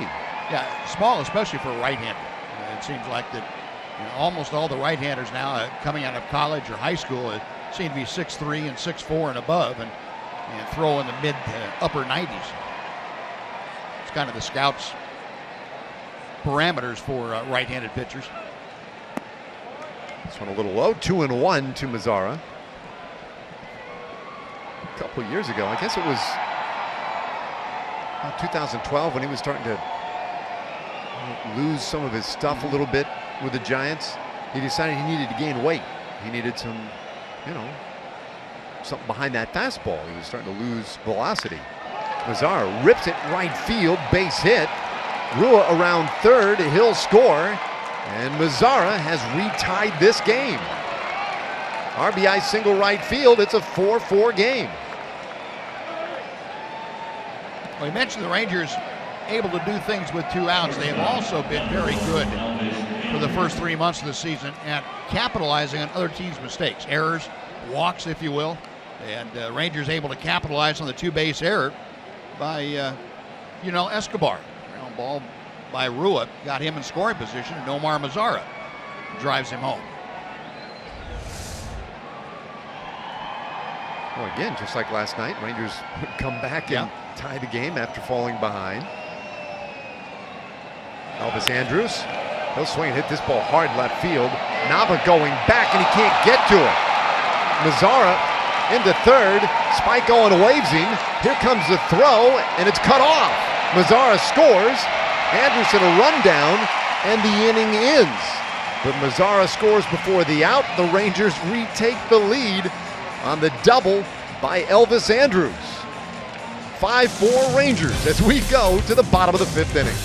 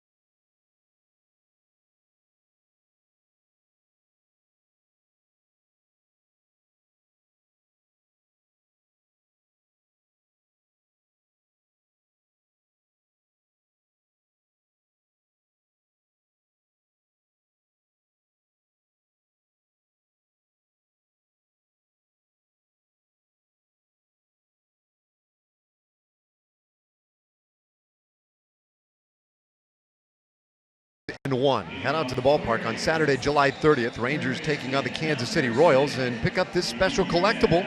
First 15,000 fans, 14 or older, will receive a Franchise 4 quad bobblehead courtesy of Medical Center Arlington, not along with Beltran, Pudge, Nolan, and Michael Young.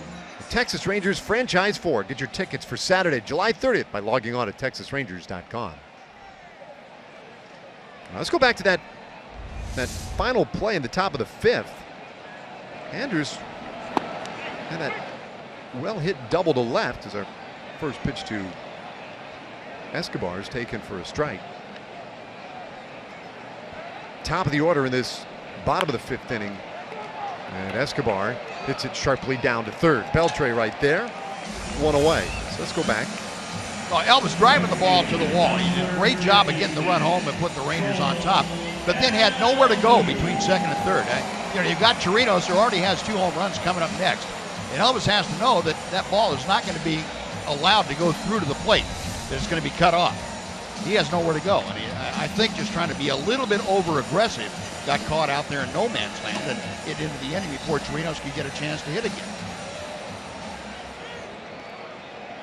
And things were just beginning to pick up a little steam there in that 5th inning. Loesch to the plate. Right in there for a strike to Cole Calhoun. But that's a tough out. But a play that did give the Rangers the 1-run lead. Calhoun lifts it high in the air, right center field, carrying well. But Desmond is back and can't quite get it. Mazzara there to back him up. Calhoun heads to third, and he's in there safely.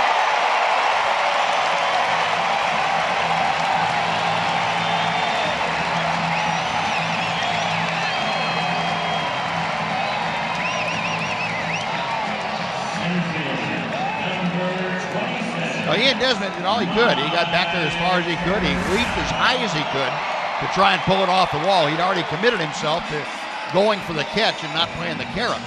It gave Mazzara an opportunity to come over behind him, but well, this is a very good effort. It just missed it. It actually went off to the side a little bit.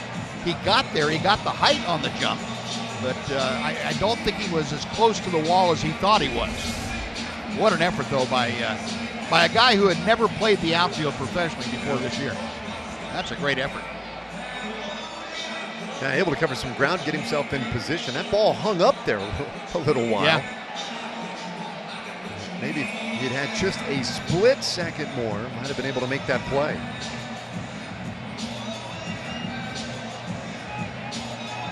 Jay Stingler in charge of the positioning of the Ranger outfielders, making sure that everybody knows where they're supposed to be, and any changes that have to be made, he'll alert them to that fact. Well, now you got your hands full. Yeah, once again, a tough spot with Trout and Pujols coming up. Trout doubled his last time in.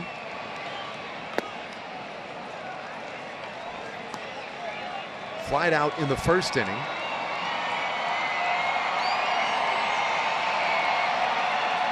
It was this portion of the order that really caused problems last inning. Part of that 4-run rally for the Angels. Hey, at this point, 2-0, I would go ahead and walk him personally. Not even mess with him. Pitch to Pujols with a chance for a double play. Pujols has grounded into 14 of those this year, 4th most in the American League. And it doesn't look like they're trying very hard at the moment. And in fact, let's just go ahead and put him on. So Trout aboard.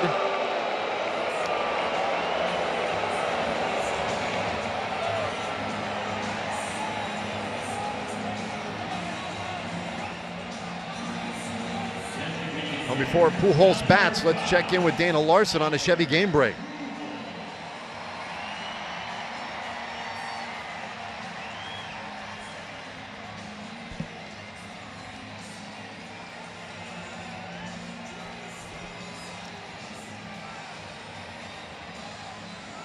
Thanks, Dana. Now with 55 wins, Cleveland leading that Central Division. Had a 5.5 game lead coming into tonight. Big spot here for Loesch. And he'll try and keep Trout closer. That's the other thing. You got to keep a watchful eye on Trout because he'll swipe one on you. Yes, he will. 16 stolen bases this year.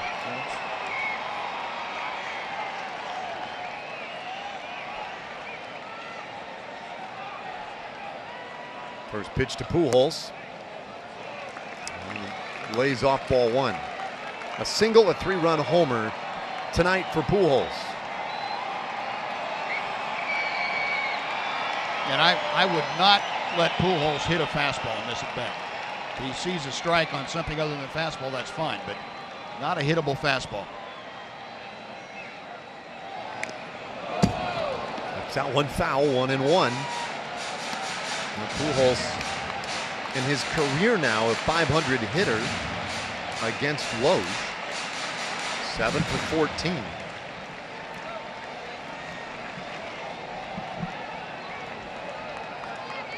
A lot of danger up there at the moment. 1-1. A little off the plate.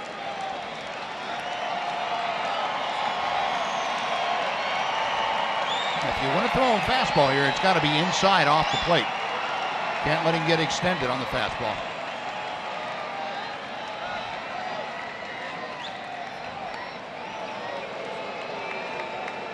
Now, when he fell behind Trout, you pointed out, first base empty, set up the potential double play. Pujols hits into a lot of them. There still is an empty base. It's still early in the game. You hate to create a huge inning, but Daniel Nava's a lot different hitter than Albert Pujols. Would you consider walking him? Whoa, almost had him at first. Well, yeah, no, I would not consider walking him here. I have enough confidence in Loesch's ability to maneuver the fastball if he's going to throw one. Boy, he had Trout completely committed to second base. You know, I would trust him if he's going to throw a fastball to be able to get it off the plate inside so that it's not a pitch that Pujols can get extended on. Otherwise, it's got to be a breaking ball down and away.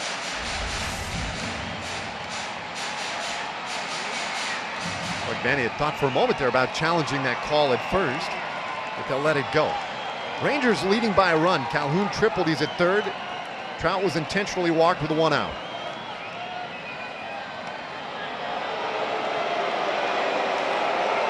Now what you have to do is Kyle Loesch here. You got to make sure after making 3 throws over to first base that before you make the next pitch to Pujols, you are completely committed and focused on making a quality pitch. A lot of times you'll make pickoff throws and all of a sudden your focus is on first base instead of on home plate, and that's when you give up 3-run home runs.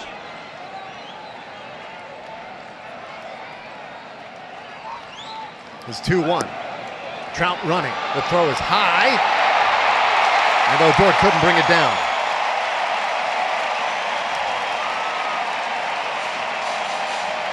Yeah, good throw gets him. Ball, as you can see Robinson indicating, the ball took off on him. It just sailed on him a little bit. Trout didn't have a great jump. Rangers had an opportunity to throw him out.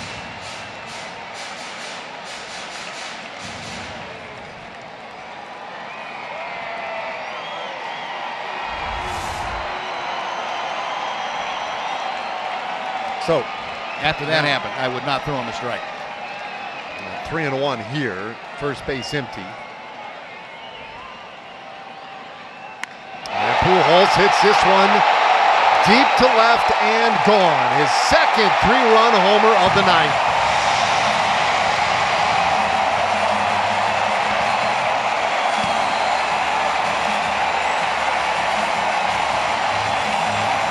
'54th multi-homer game for Albert Pujols. His second in 3 days, and he has put the Angels back in front 7-5.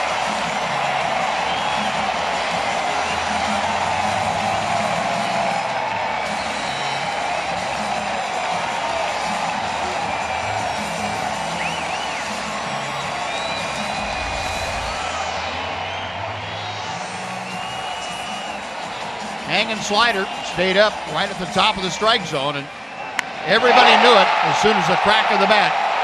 That ball was out of the ballpark.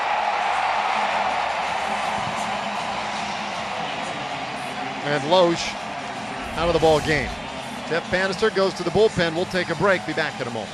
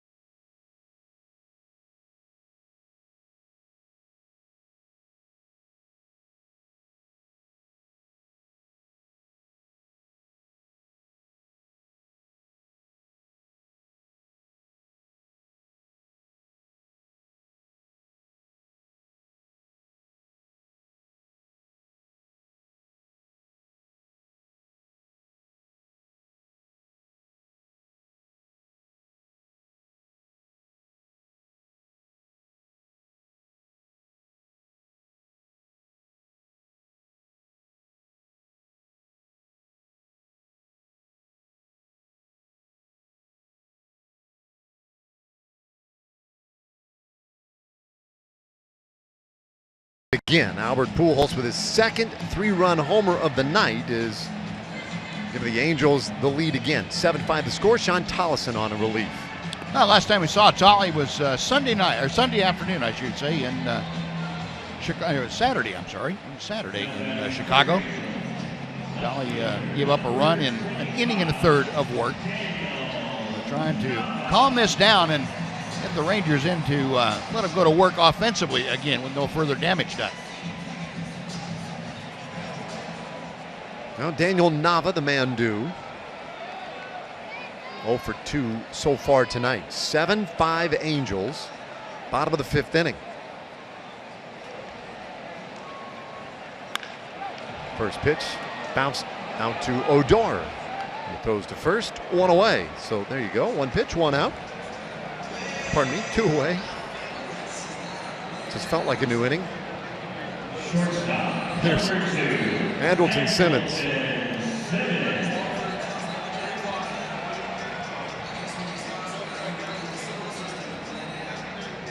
Simmons walked and scored in the 4th inning.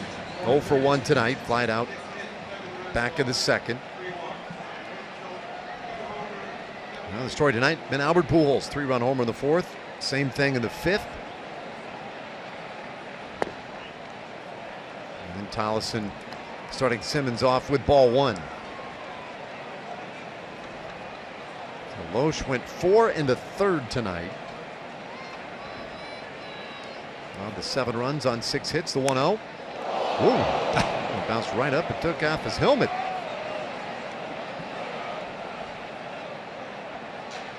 He'll be fortunate that's all it did. Yeah.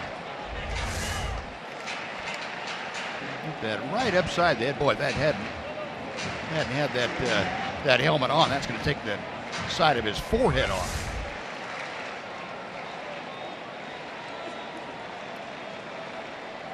So 1-1 now to Simmons.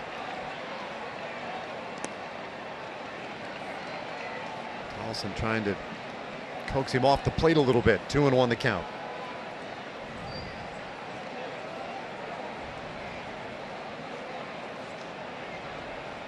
Well, the ball's been flying out of the ballpark here in Anaheim in this series. Fouled off, 2-2. Rangers with a couple of home runs tonight. Robinson Chirinos with both of them. They had 3 last night. Yesterday, the Angels hit a pair. Ji-Man Choi, first of his career. Trout hit 1 as well. 2-2 pitch, and that's down the middle, strike 3 called. So Simmons down looking ends the inning. Angels get 3 more, however. And as we head to the 6th inning, the Angels lead the Rangers by 2.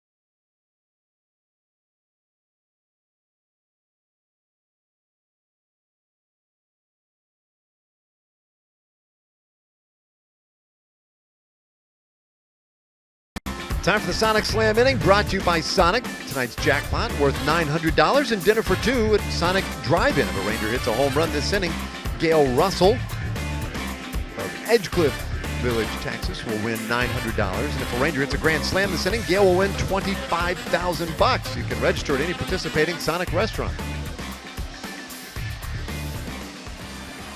Well, Robinson Chirinos is homered the first 2 times up in tonight's game, so great spot for it.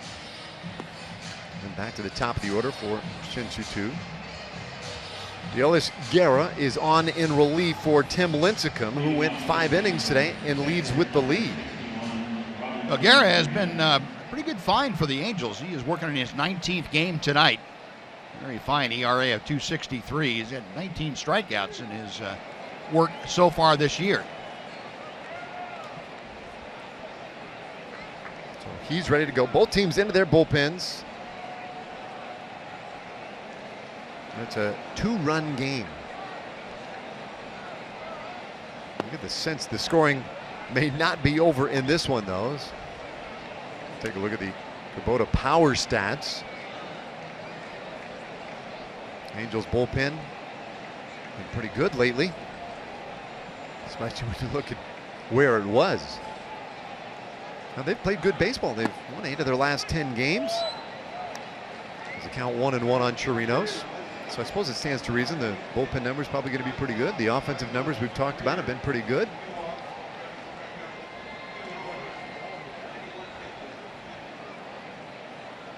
Yeah, the big thing for the Angels bullpen is the starters have had better success, gone a little bit deeper into ball games, taking the pressure off the workload for their bullpen.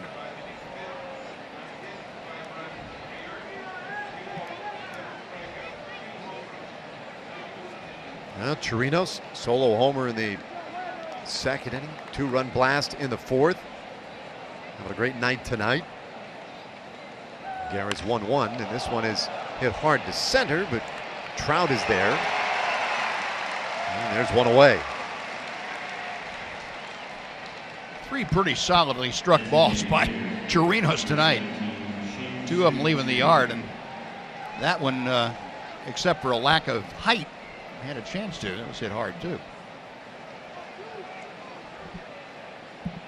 So back up top for Chu, who is 0 for 3 tonight. He has flied out, struck out, and grounded out.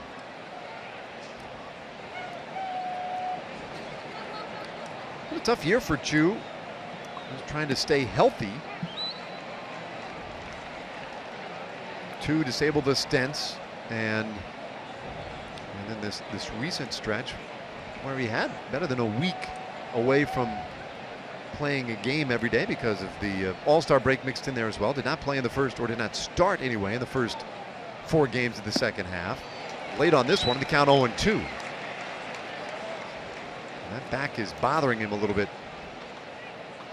and it's keeping him from getting into the outfield and throwing the ball. That's where the real pain is.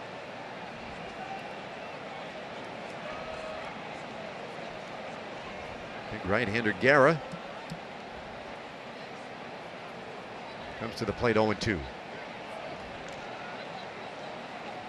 Guerra 6'5", 245 pounds. Big, tall guy with a downward angle, a severely downward angle. That's what makes that splitter that he throws so devastating. I think getting on the same plane as his fastball, and all of a sudden at the last minute, bottom falls out of that pitch. 1-2 pitch to Chu. This ball hit hard out to left field. Nava able to track it down though, and there are 2 away.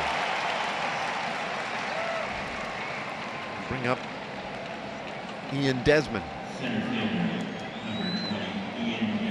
Guerra originally signed by the Mets, non-drafted free agent at the age of 16 years old. That was back in 2005. Discovered in Venezuela. Played on the world roster at the Futures Game 2007 All-Star Week. And at one point was a very highly regarded prospect in the Mets system. And he starts Desmond off with strike 1.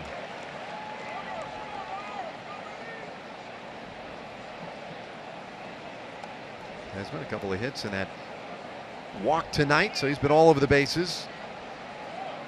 Has not scored a run yet this evening, though.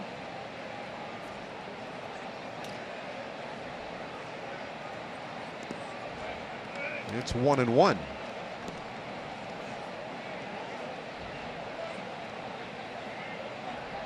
Two-run lead for the Angels tonight as they turn things over to their bullpen. Diolis Guerra.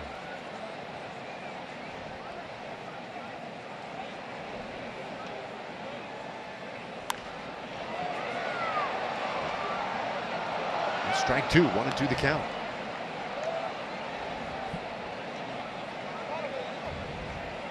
Guerra was involved in a pretty high-profile trade in 2008 when he, along with Philip Umber and Kevin Mulvey, Carlos Gomez, traded to the Twins for Johan Santana. 1-2 pitch.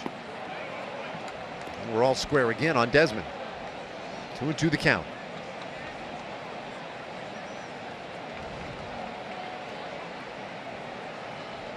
Rangers got a run in the second. They got 2 runs in the fourth. They added 2 more in the fifth. So they've been able to chip away tonight and continue to keep that offense going. 9 hits. The 2-2. Desmond will live to see another.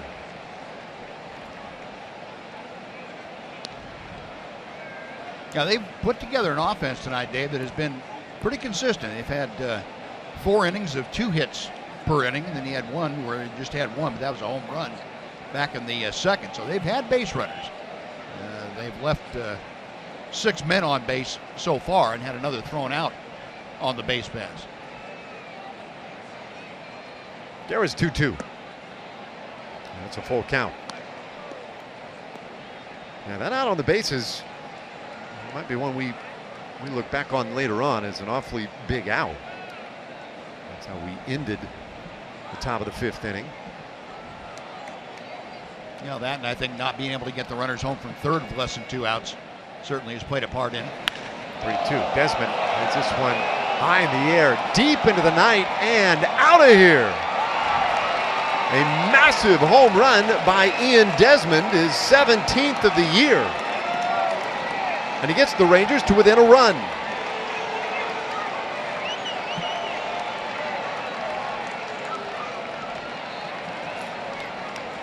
And we're giving away some money.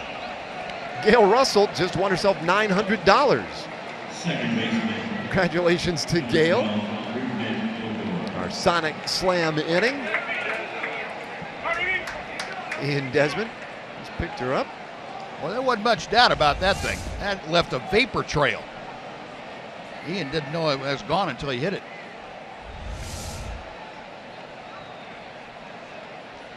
Here's Odor. And he takes ball 1 from Guerra. Hear that? If you're too close to that, you have to have hearing problems afterwards. Here, you can almost feel that one. Yeah. Odor with a couple of hits tonight. And he takes a strike. 1-1 the count. All right. 3-hit night for Desmond, including the home run. Yeah, he touched that one off to about 440.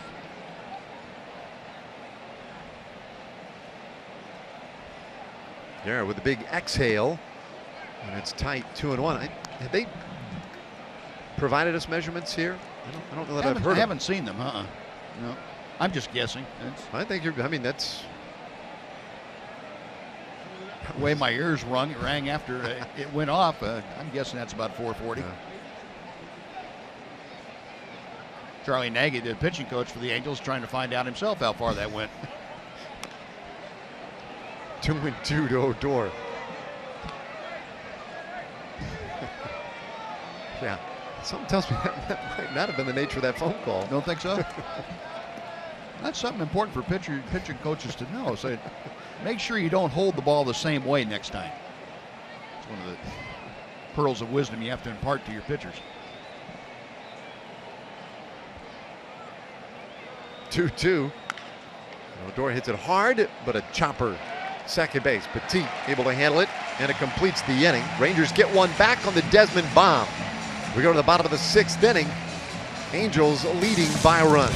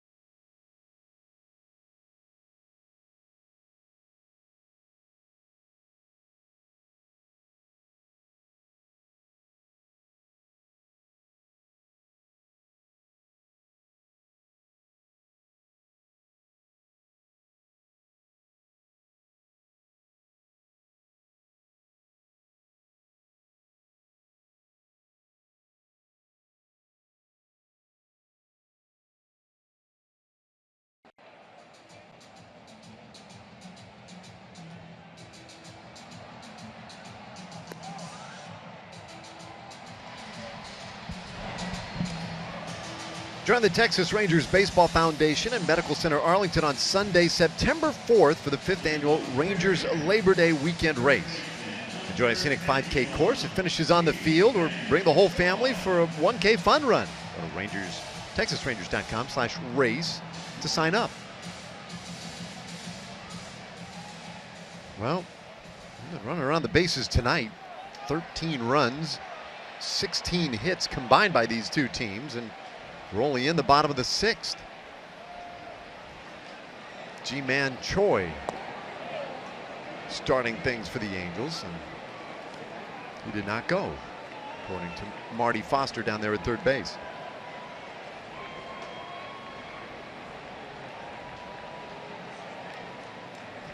(1-0) from Tollison. A little bit tight, so he falls behind the leadoff hitter in the 6th inning, bottom third of the order for the Angels.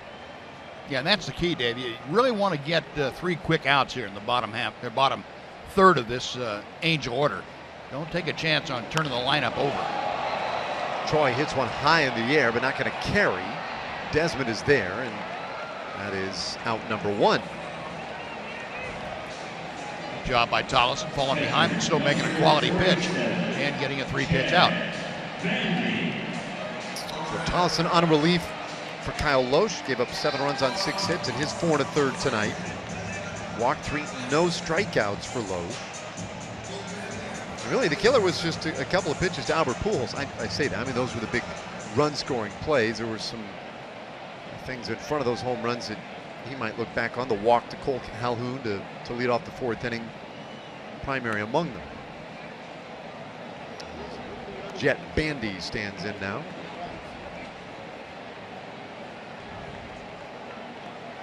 And he lined out in the 3rd, and a sac fly momentarily gave the Angels the lead in the 4th inning. Hits this ball a ton, though, left field.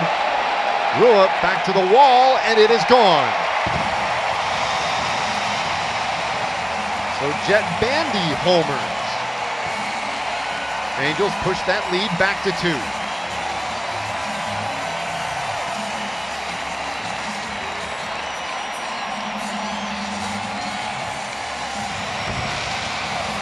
Ball's going out of here tonight like it's a luncheon pad. Are we in Colorado? Any chance? Holy cow. Now Bandy getting one out over the plate that he could extend on, and he's a strong man. We have seen him drive a couple of balls, and this one a no-doubter to left field.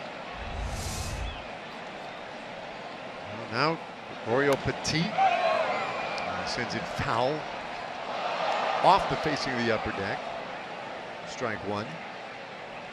Yeah, where's that cool marine layer that comes in here late at night and suppresses the flight of the ball? Probably got caught in traffic.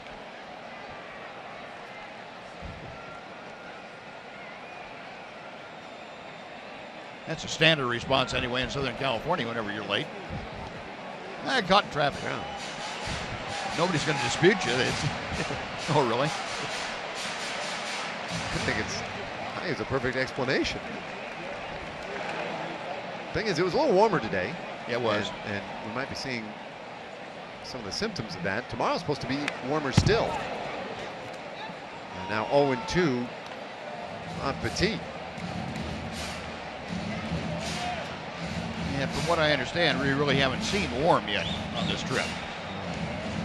We headed right into it. Yeah. After this series. Rangers will continue to Kansas City for a weekend series. And that's going to be smoking hot, the 0-2. Petit doing battle up there. He is hitless in 2 tries tonight. Grounded out to short, flied out to left field. Petit came in late last night, gets a start today at second base. And slotted in the 9th spot in the order.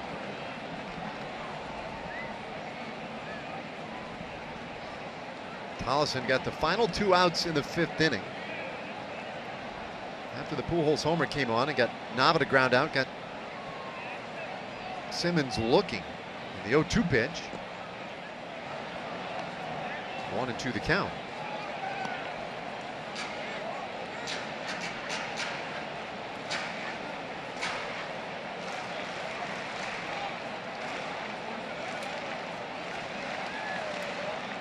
This bullpen has been worked lately. Tollison fires one just a bit low. 2-2 the count. Continues to be an ongoing concern of those 2 men right there. Mark Brocale and Jeff Bannister trying to figure out how to get some innings out of their starters. This one hit hard to the right side and through. Base hit for Petit.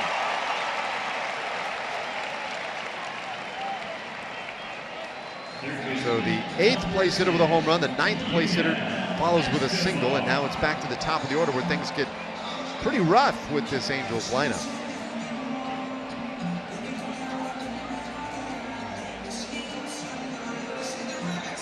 It has not been a good night for this man, Yunel Escobar. 3 groundouts, has also made a big error out at third base. An error that led to a 2-run 5th inning for the Rangers. It could have been worse. And he takes ball 1. Well, the Rangers would love to see another ground ball from him right here, either at Elvis or at Adrian. That'd be good. Be a good start for a double play and get back to the dugout.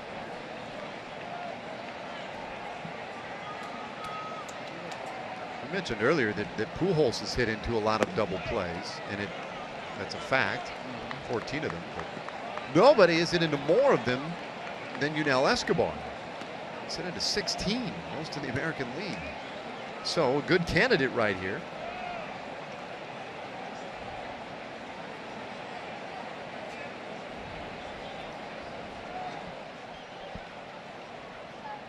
.2-0 from Tollison. And a bouncer, but a high slow one, and Beltre has only 1 play. They get Escobar, 2 gone in the inning, but Petit now in scoring position.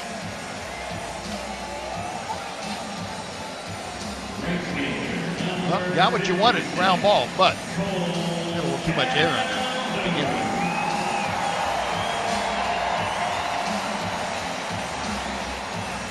This is the guy that Sean Tollison has to go after right here. Get Calhoun and make effective pitches to him. Try to get Mike Trout leading off the next inning.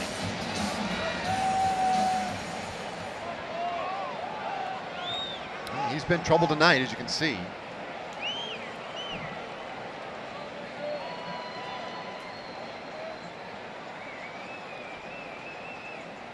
triple last inning really was kind of a backbreaker. Takes ball 1. That one set up everything. Intentional walk then following to Mike Trout. And then the Pujols big 3-run homer. Angels have cashed in, had the opportunities tonight. All right, I suppose I could rephrase that. Pujols has cashed in when he's had the opportunity tonight. Had 2 for 2 you saw. Those were the 3-run homers. Striker on the outside corner, 1-1 to Calhoun.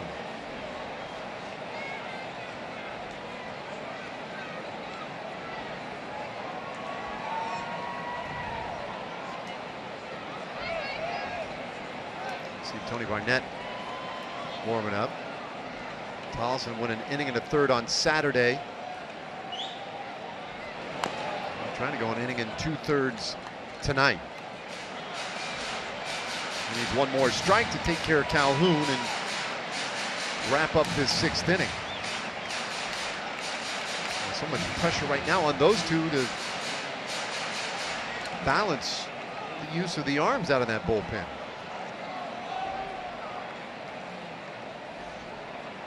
Yeah, what they don't have any say in is how well the starters pitch and how deeply they go into ball games. That's the crux of the problem for the Ranger bullpen. And with the exception of Cole Hamels' game in Wrigley the other day, Ranger starters have not been giving the bullpen any help, and nothing Doug Brocail or Jeff Bannister could do about that. Now, even the Yu Darvish start on Saturday, the 9 strikeouts, had the good stuff going, but he only went 4 1/3. Yep.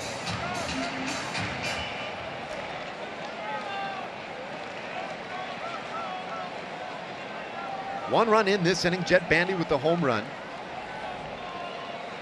Petit is at second with 2 out. And that one right in there, strike 3 called. Calhoun down looking, and that ends the 6th inning. But Angels add another run, lead by 2 as we go to the 7th inning.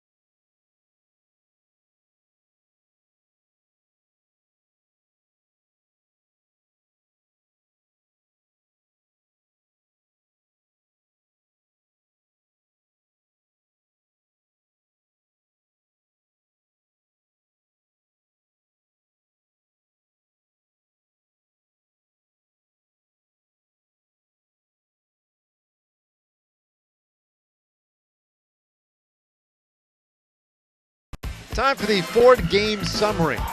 Robinson Chirino's 2nd inning, a solo blast off Tim Lincecum.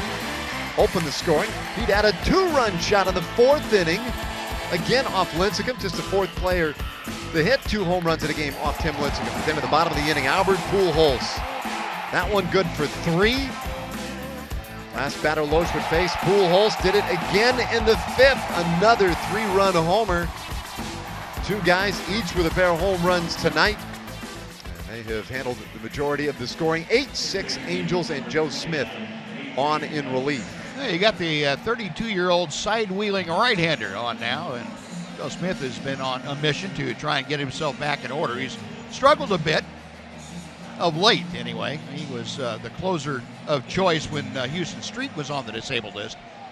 Had 6 of 7 save opportunities converted in that time, but he has fallen on hard times a bit in the last month. He's gotten that ERA, as you saw, up to 4.63.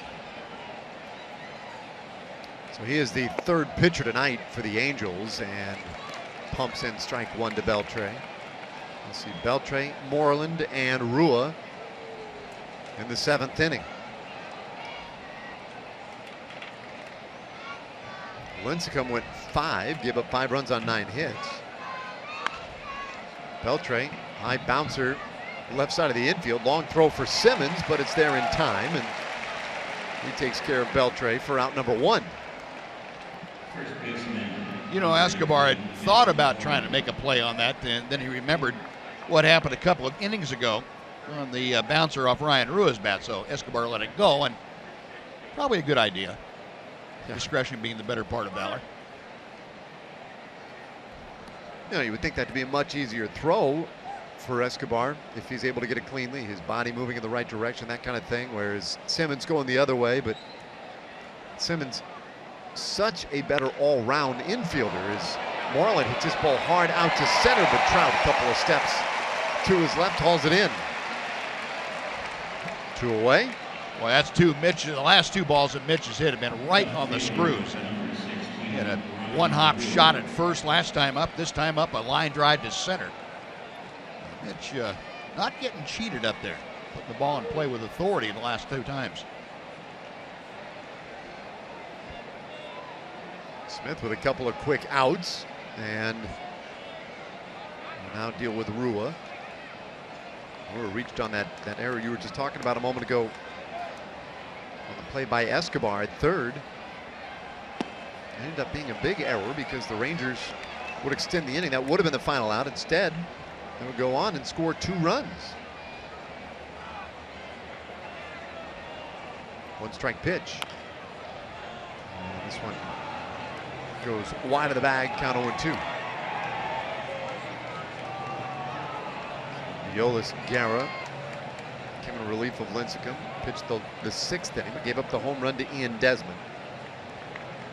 Joe Smith, the guy really trying to get himself back right again.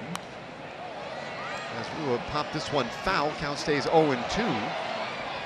He's a strike away from completing a 1-2-3 7th inning, and doing so somewhat efficiently, at least to this point.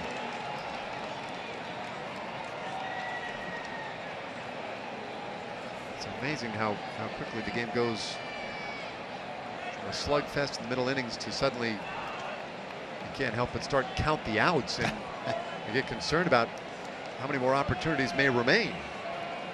2-strike offering. That one outside.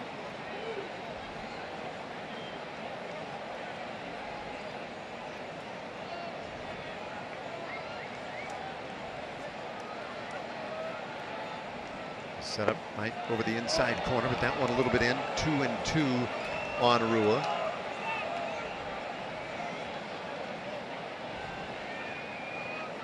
Ryan technically 0 for 3 tonight. I'd love just to keep this 7th inning going and give Mazara a shot, and he does. A base hit up the middle puts him on base and gets the rookie to the plate. A good job by Ryan Rua, staying with that pitch, and pretty easy for a right-handed hitter against Joe Smith to bail out and give in to him, but Ryan staying right with it. Smith let the ball tail back to the inside part of the plate, and Ryan being right in there hit it almost back through the wickets.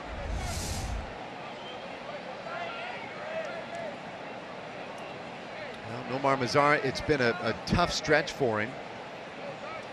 That big left-handed slugger has great power, and certainly the kind of guy who could tie this game with one big swing here.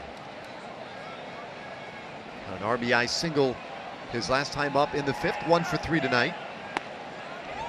And come in and get a call that time from Wegner, the count 0-2. Boy, Joe Smith getting a little extra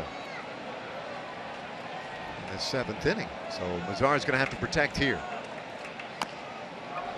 High chopper right side. Tough hop for Petit. Minnesota first in time. Gets Mazzara. Bannister holding his hand out to Malinsky at first. He wants to get a read on this. Bobby Jonesy says, all right, fair enough. He's out. Inning over, no runs. Rangers leave another man. They'll stand and stretch here. 2-run Angels lead.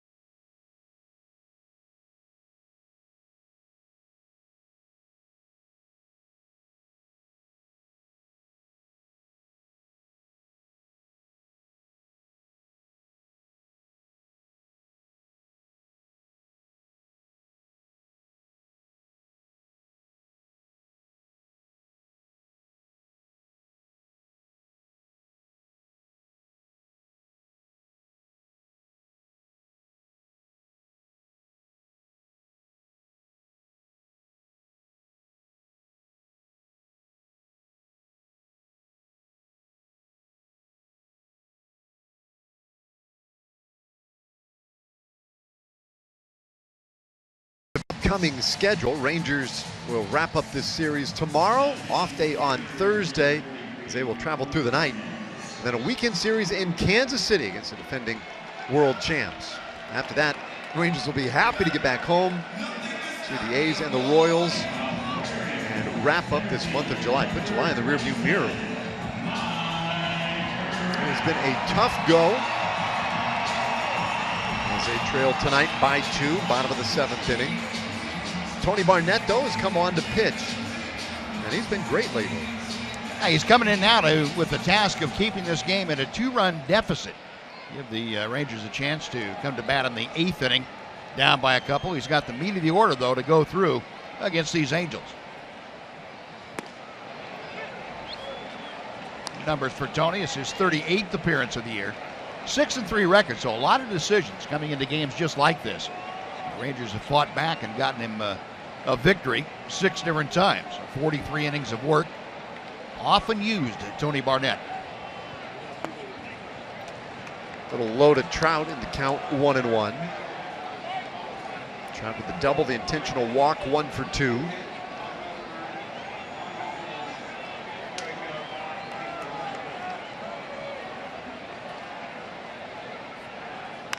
That gets him to offer at this one. Little fly ball out the right field. Mazzara camped underneath it, 1 away. Time for a Chevy game break. Let's check in with Dana Larson.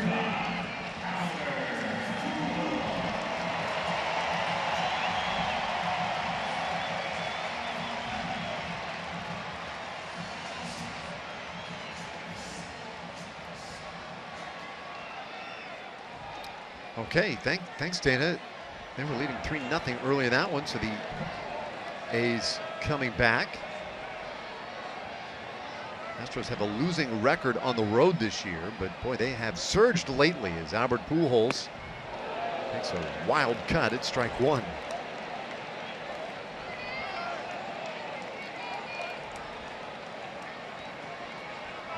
Well, there's not a team in baseball that does not fear Pujols when he's in the lineup.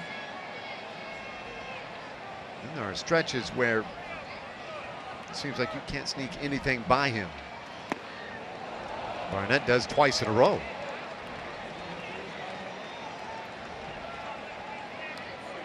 Four home runs in the last almost 3 games now for Pujols. Has 19 this year.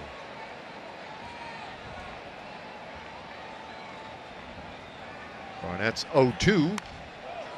That one fouled our direction.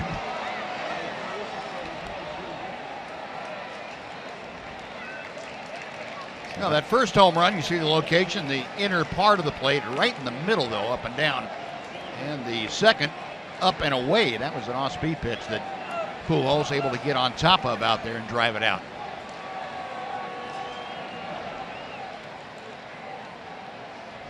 Oh, 2 from Barnett. Oh, look out! Oh no.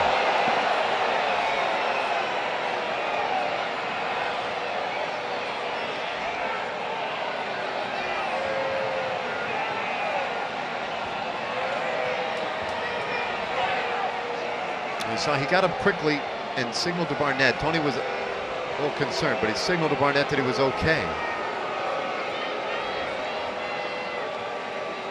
That's a scary moment. Yep, it is.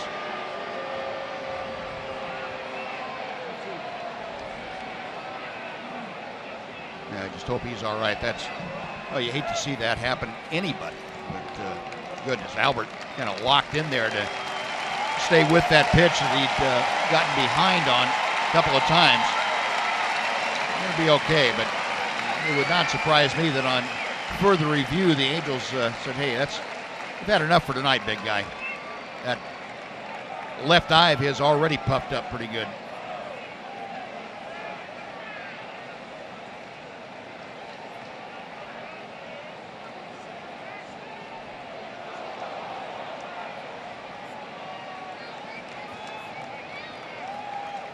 Yeah.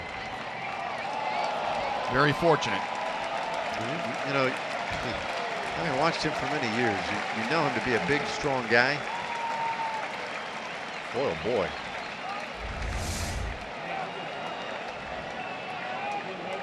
See him kind of locked in there. It looked like it got just a little bit of the helmet as it glanced off, and then maybe the part of the ear flap protruding down there.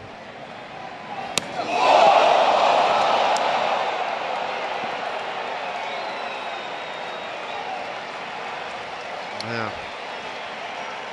Got that helmet first, glanced off the. No, it didn't absorb much of it. No.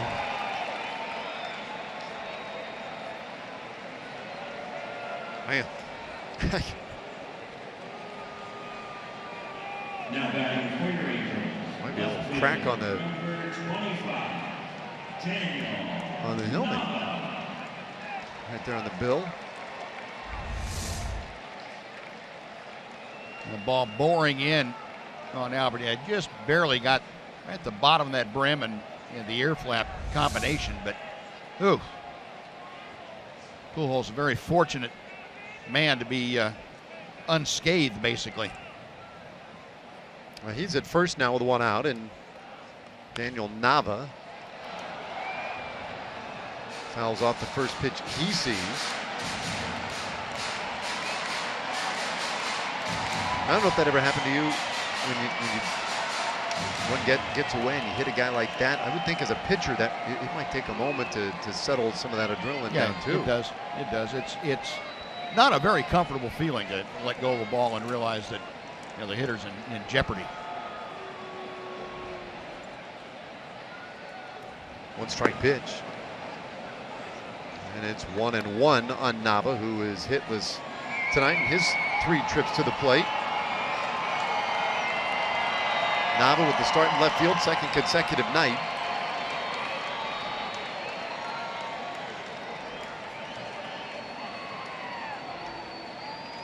Yesterday was 0 for 3 with a sac fly, and it's 2-1. Well, a 2-run game, still very much a close game. Frightening moment a moment ago when Barnett hit Pujols, but really needs to settle down here and make sure that he completes this 7th scoreless and gives his team a shot in the final 2 innings. And it looks like he's having a little trouble doing that, Dave. I agree with you. That's what needs to happen. The 2 pitches before that last swing and a miss were a little tentative from Tony, and you can understand why. It's not an easy thing to bounce back from.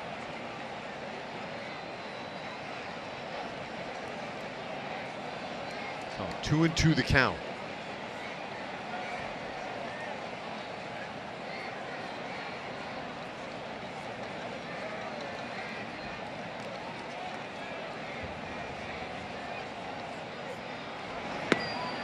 It's a full count now on Nava. Andrelton Simmons would be next. Yesterday, the Rangers were able to turn 3 double plays in the game. That held them out on a number of occasions. Today, they have not been able to get a double play ground ball when they have needed it. Barnett would love one right here. The payoff to Nava. And that one's lined. Base hit to center. And Pujols stops at second. 2 men on for the Angels in the bottom of the 7th inning.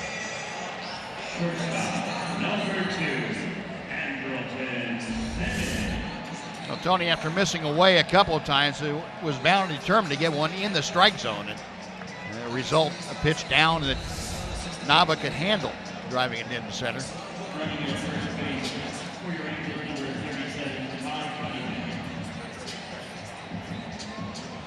So now a pinch runner in the game, but for Nava, as Cunningham has come in.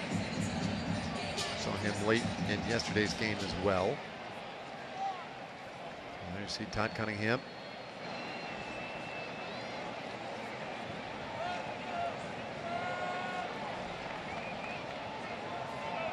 Mike Scioscia obviously feeling this could be a pretty key half inning right here. Chance to tack on some critical runs as Andrelton Simmons takes a ball. And Chirinos, no doubt, sensing that this guy just needs a moment here to calm down.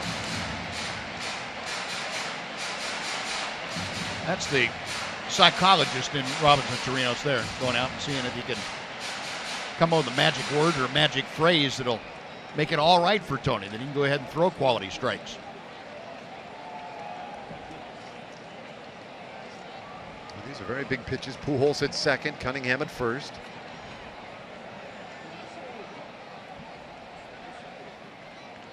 And a 2-run game in the 1-0 to Simmons. They look good. That's a strike. Matt Bush and Alex Claudio getting ready out there in case he may be needed even in this 7th inning.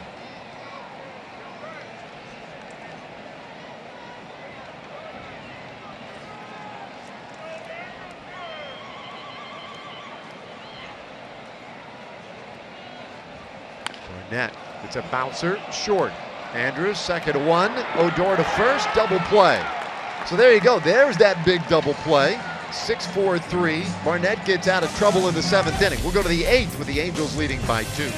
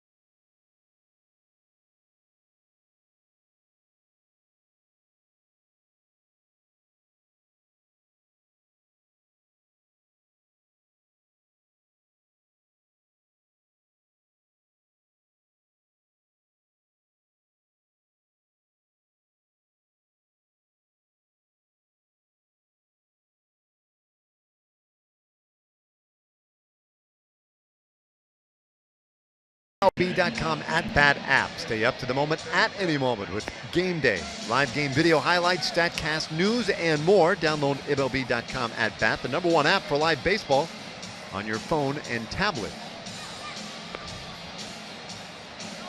And we move it to the 8th inning, and Cam Bedrosian will come on for the 2nd consecutive night. Yeah, Bedrosian worked a perfect 9th inning last night. He's working himself into a much more prominent role with the problems that Joe Smith had. Mike Socha trusting Bedrosian more and more. A very fine 1.06 ERA, and opponents just a 2.11 batting average last night.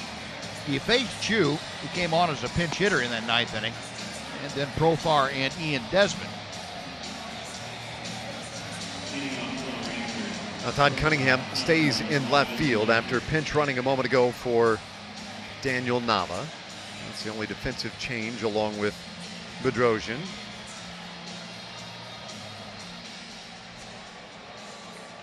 Eighth inning. And it's a 2-run game. Elvis Andrus to lead things off, 2 for 3 tonight.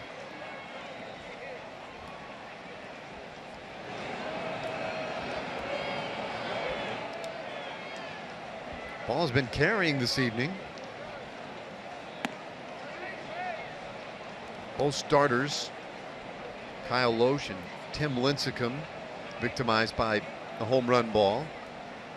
Lincecum ended up going 5 innings. Loesch went 4 1/3.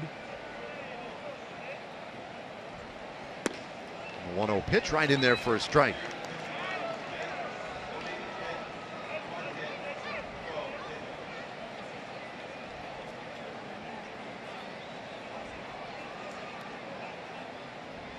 Andrus got the night off yesterday, back in the lineup today. Very rarely gets a night off, and this ball hit hard right side and off Petit into right field. So Andrus on to start the 8th inning. And that is a base hit. The official scorer ruling that properly. That was a base hit. That ball was smoked. And it looked like it might have caught the lip of the grass, the outfield grass out there, right in front of Gregorio Petit. See if that comes up. No, it was in front of that. Just got a tough hop that came up on him, and as hard as that ball was hit, no chance for him to react to it. Well, that is the 12th hit tonight for the Rangers. Their 20th in this series already. Not quite through 2 games yet. Take a look at our AT&T high-speed replay tonight. Robinson Chirinos. What a great night for him. 2nd inning, solo home run. 4th inning, 2-run shot. As you pointed out, Buzz, the ball he hit in the 6th inning. Yeah. Fly ball out to center field. That one was well hit. Time asked for and granted by plate umpire Mark Wegner. Yeah, every ball he has put in play tonight has been a bullet. Wouldn't be a bad time if you're going to have a 3-home run game. Might as well get it out of the way now.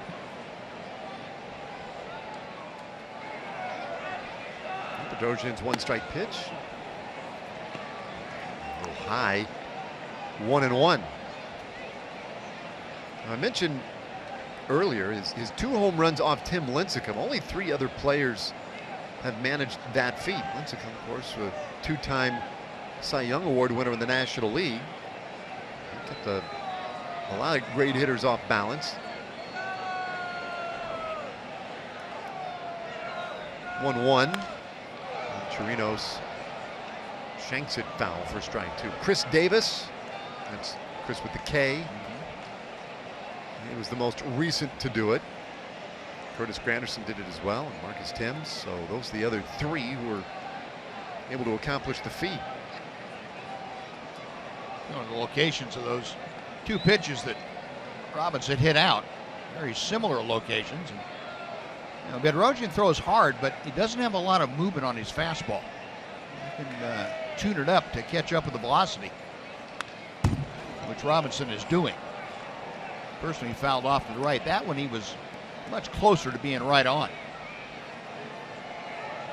Yeah, if you have a straight fastball, you can't throw it too hard for most major league hitters. They're gonna catch up with you.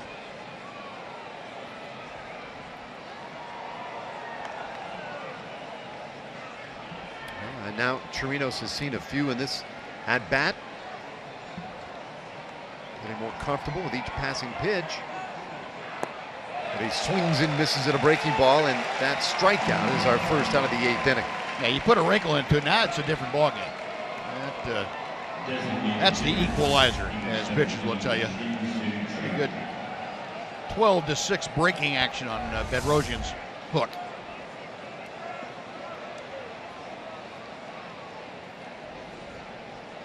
Shin-Soo Choo 0 for 4 in tonight's game.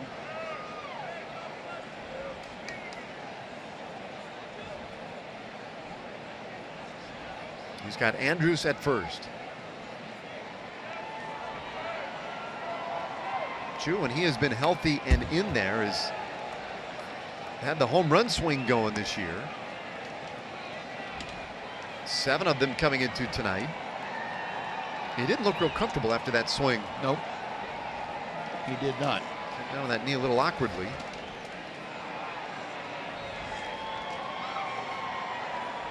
He's had calf problems, hamstring problems, and most recently a back ailment that has kept him out of action. 1 strike pitch. That's 1-1.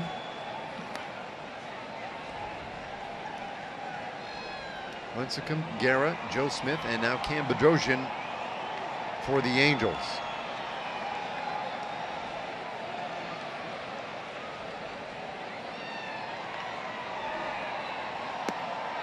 Choo late on that one to count 1-2.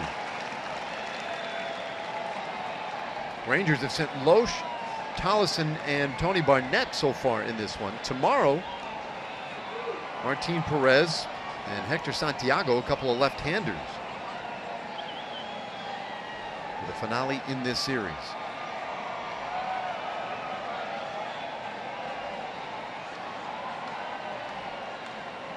One-two from Bedrosian. And strike 3 called, so Choo down looking. Not happy about it.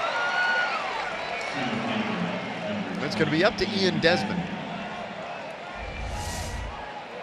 No, again, Bedrosian going to that breaking ball, and after a couple of pretty good fastballs, 2 breaking balls in a row, and they both locked up Shin-Soo Choo.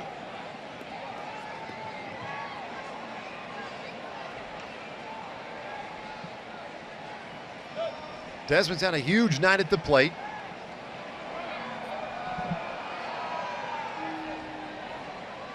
And a big spot right here in the 8th inning.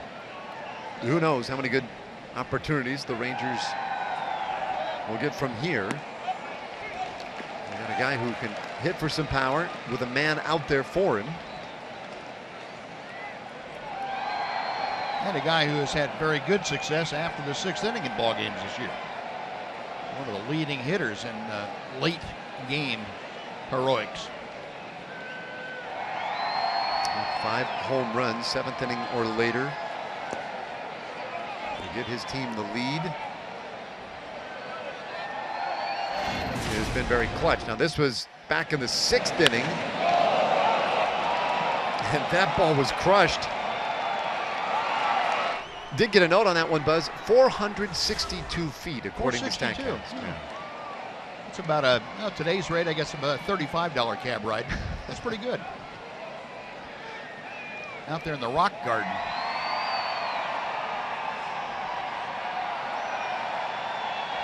The 1-1.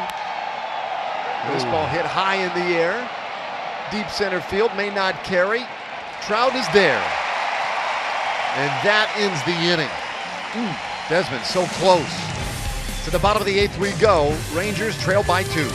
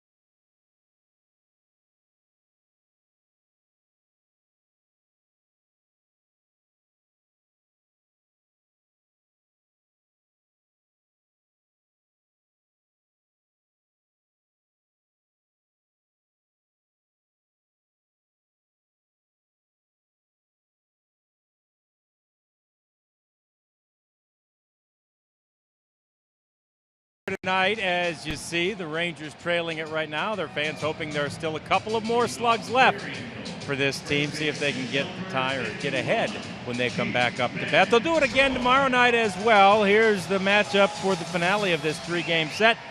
Adrian Beltre, very good against the Angels. Mike Trout, very good against everybody, including the Rangers. AT&T high-speed internet reminds you tomorrow night's game once again, 8:30 for Rangers Live. First pitch coming your way at just after 9 in the finale of this 3-game set, guys.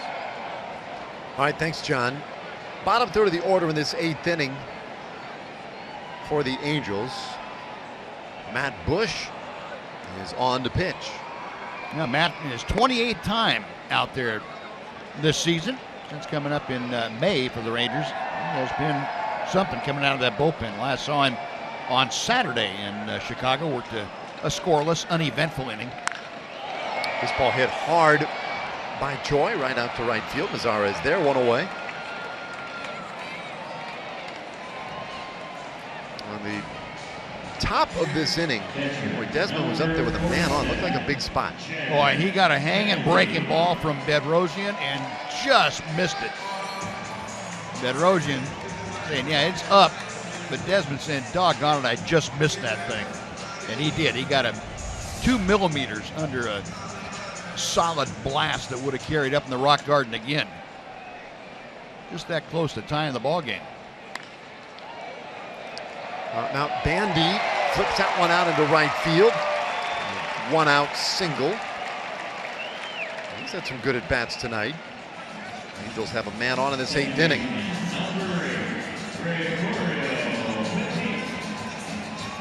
Bush wants a new baseball. Not much that Odor could do with that one. He made a good effort to get out on there, but wasn't going to be able to track it down.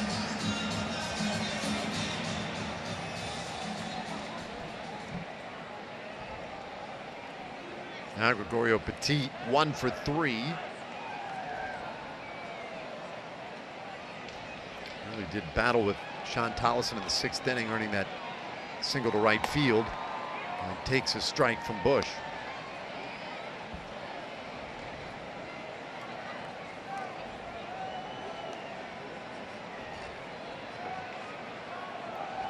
Top of the order, waiting in the wings.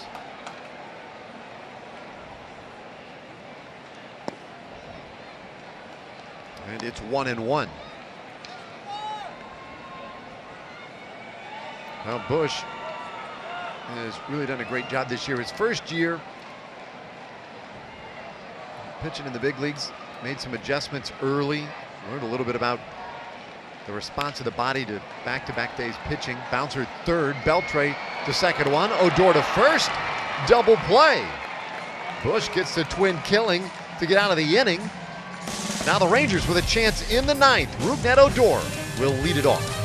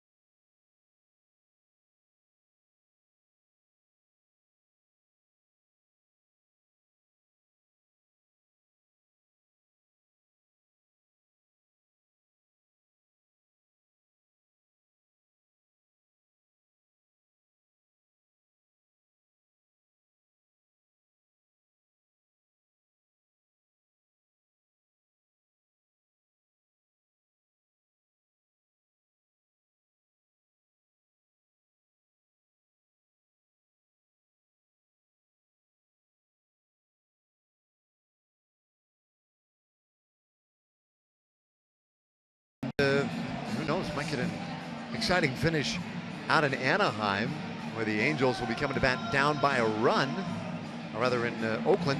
Here, the Rangers trail by 2, but will send the 3, 4, and 5 hitters against Houston Street. Street, the 32-year-old veteran with 322 career saves.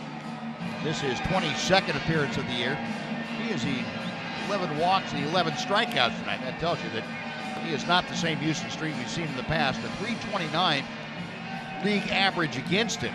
Street, though, has not had a save since June the 14th. He's not had a save opportunity since June the 21st. Spent some time on the disabled list. You know, the Angels have not had a save in the last 28 ball games. And that is the second longest streak in franchise history. The longest streak, 49 games back in 1972. Changed a little bit. Yeah. They went 26 and 10 in those games in 1972, and 25 of the wins were by complete games. How about that? How about that? Yeah. Slightly different game. Yeah. Still, though, remarkable stretch for them to go through without a save. Right. And this is no layup for Street. He has been on the disabled list twice this season, so he has struggled through some injuries. His first offering to Odor is down the middle for a strike.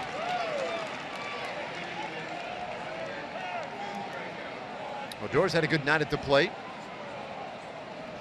Singles in his first 2 at-bats. Hits this ball sharply into right center, a base hit. So Rugned on to begin the 9th inning. And from this point forth, it'll bring the potential tying run to the plate at minimum. Rangers are going to try and do their darndest to make sure that that streak goes to 29 games without a save for the Angels. Odor getting that sinking fastball from Street, and not overpowering. Never was really overpowering, but with the hard slider and the low 90s fastball before, that was something to work with, but that low 90s fastball not there presently. A strike to Beltre now. Beltre with that walk in the first inning, but been a line out since. A strikeout and a ground out. Adrian 4 out of 16 in his career against Houston Street. Not surprisingly, he and Elvis Andrus with the most familiarity with Street. This ball hammered deep left field. Cunningham is back, and he falls down and makes the snow cone catch. Oh boy. 1 out in the 9th inning. Adrian got a little bit of topspin on that ball, and that's the only thing that kept him in the ballpark, because he hit it solidly. But the ball had just enough dive to it that it fooled Cunningham. And Cunningham was thinking he was going to have to go up against the wall to make the catch, and all of a sudden he turned around and the ball was nose diving right in front of him. He barely kept it in the glove. Mike Scioscia would have had a heart attack on the spot if his defensive replacement had dropped that. Looked like a wet bar of soap there for a moment. Now Moreland takes a strike.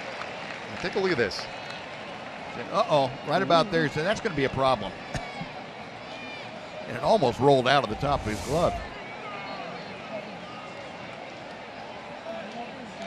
Odor had to retreat to first base.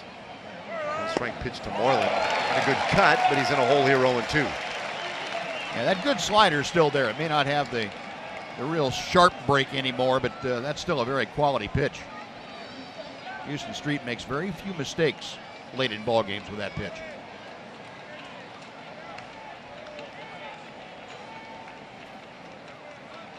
Set up away on Moreland. And he'll flip this one out into left. Easy play for Cunningham. 2 gone.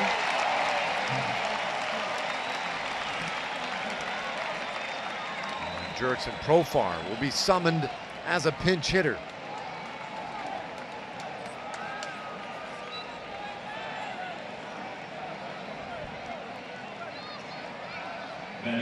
Profar lots of scuttlebutt this afternoon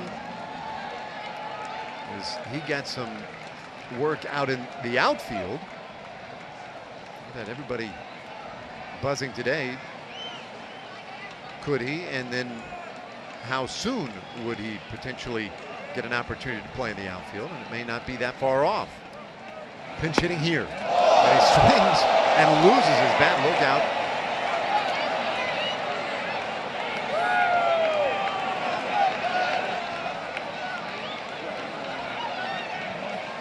And that'll be sent back usually.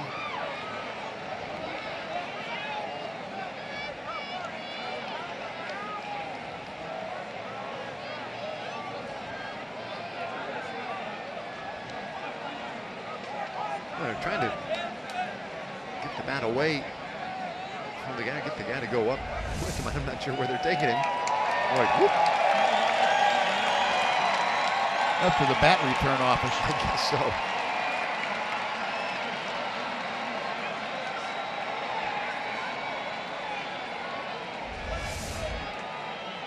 Now 2 outs. Odor still at first base. He began the inning with that single to right field.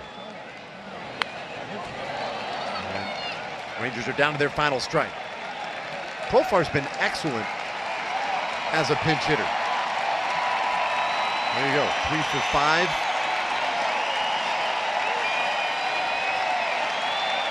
Not an easy job.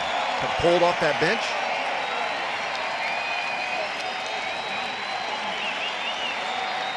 Rangers don't necessarily need him to hit a home run here. They just need him to keep this inning going. 1-2 the count.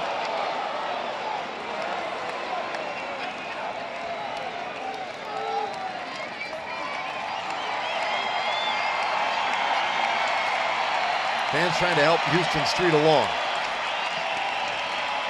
Angels haven't lost in the second half. And Profar's bouncer to first. Troy has it, and he'll handle it himself. This one is over, and the Angels have taken the first 2 games of this series. 8-6 the final score tonight. Well, that's another tough one to stomach.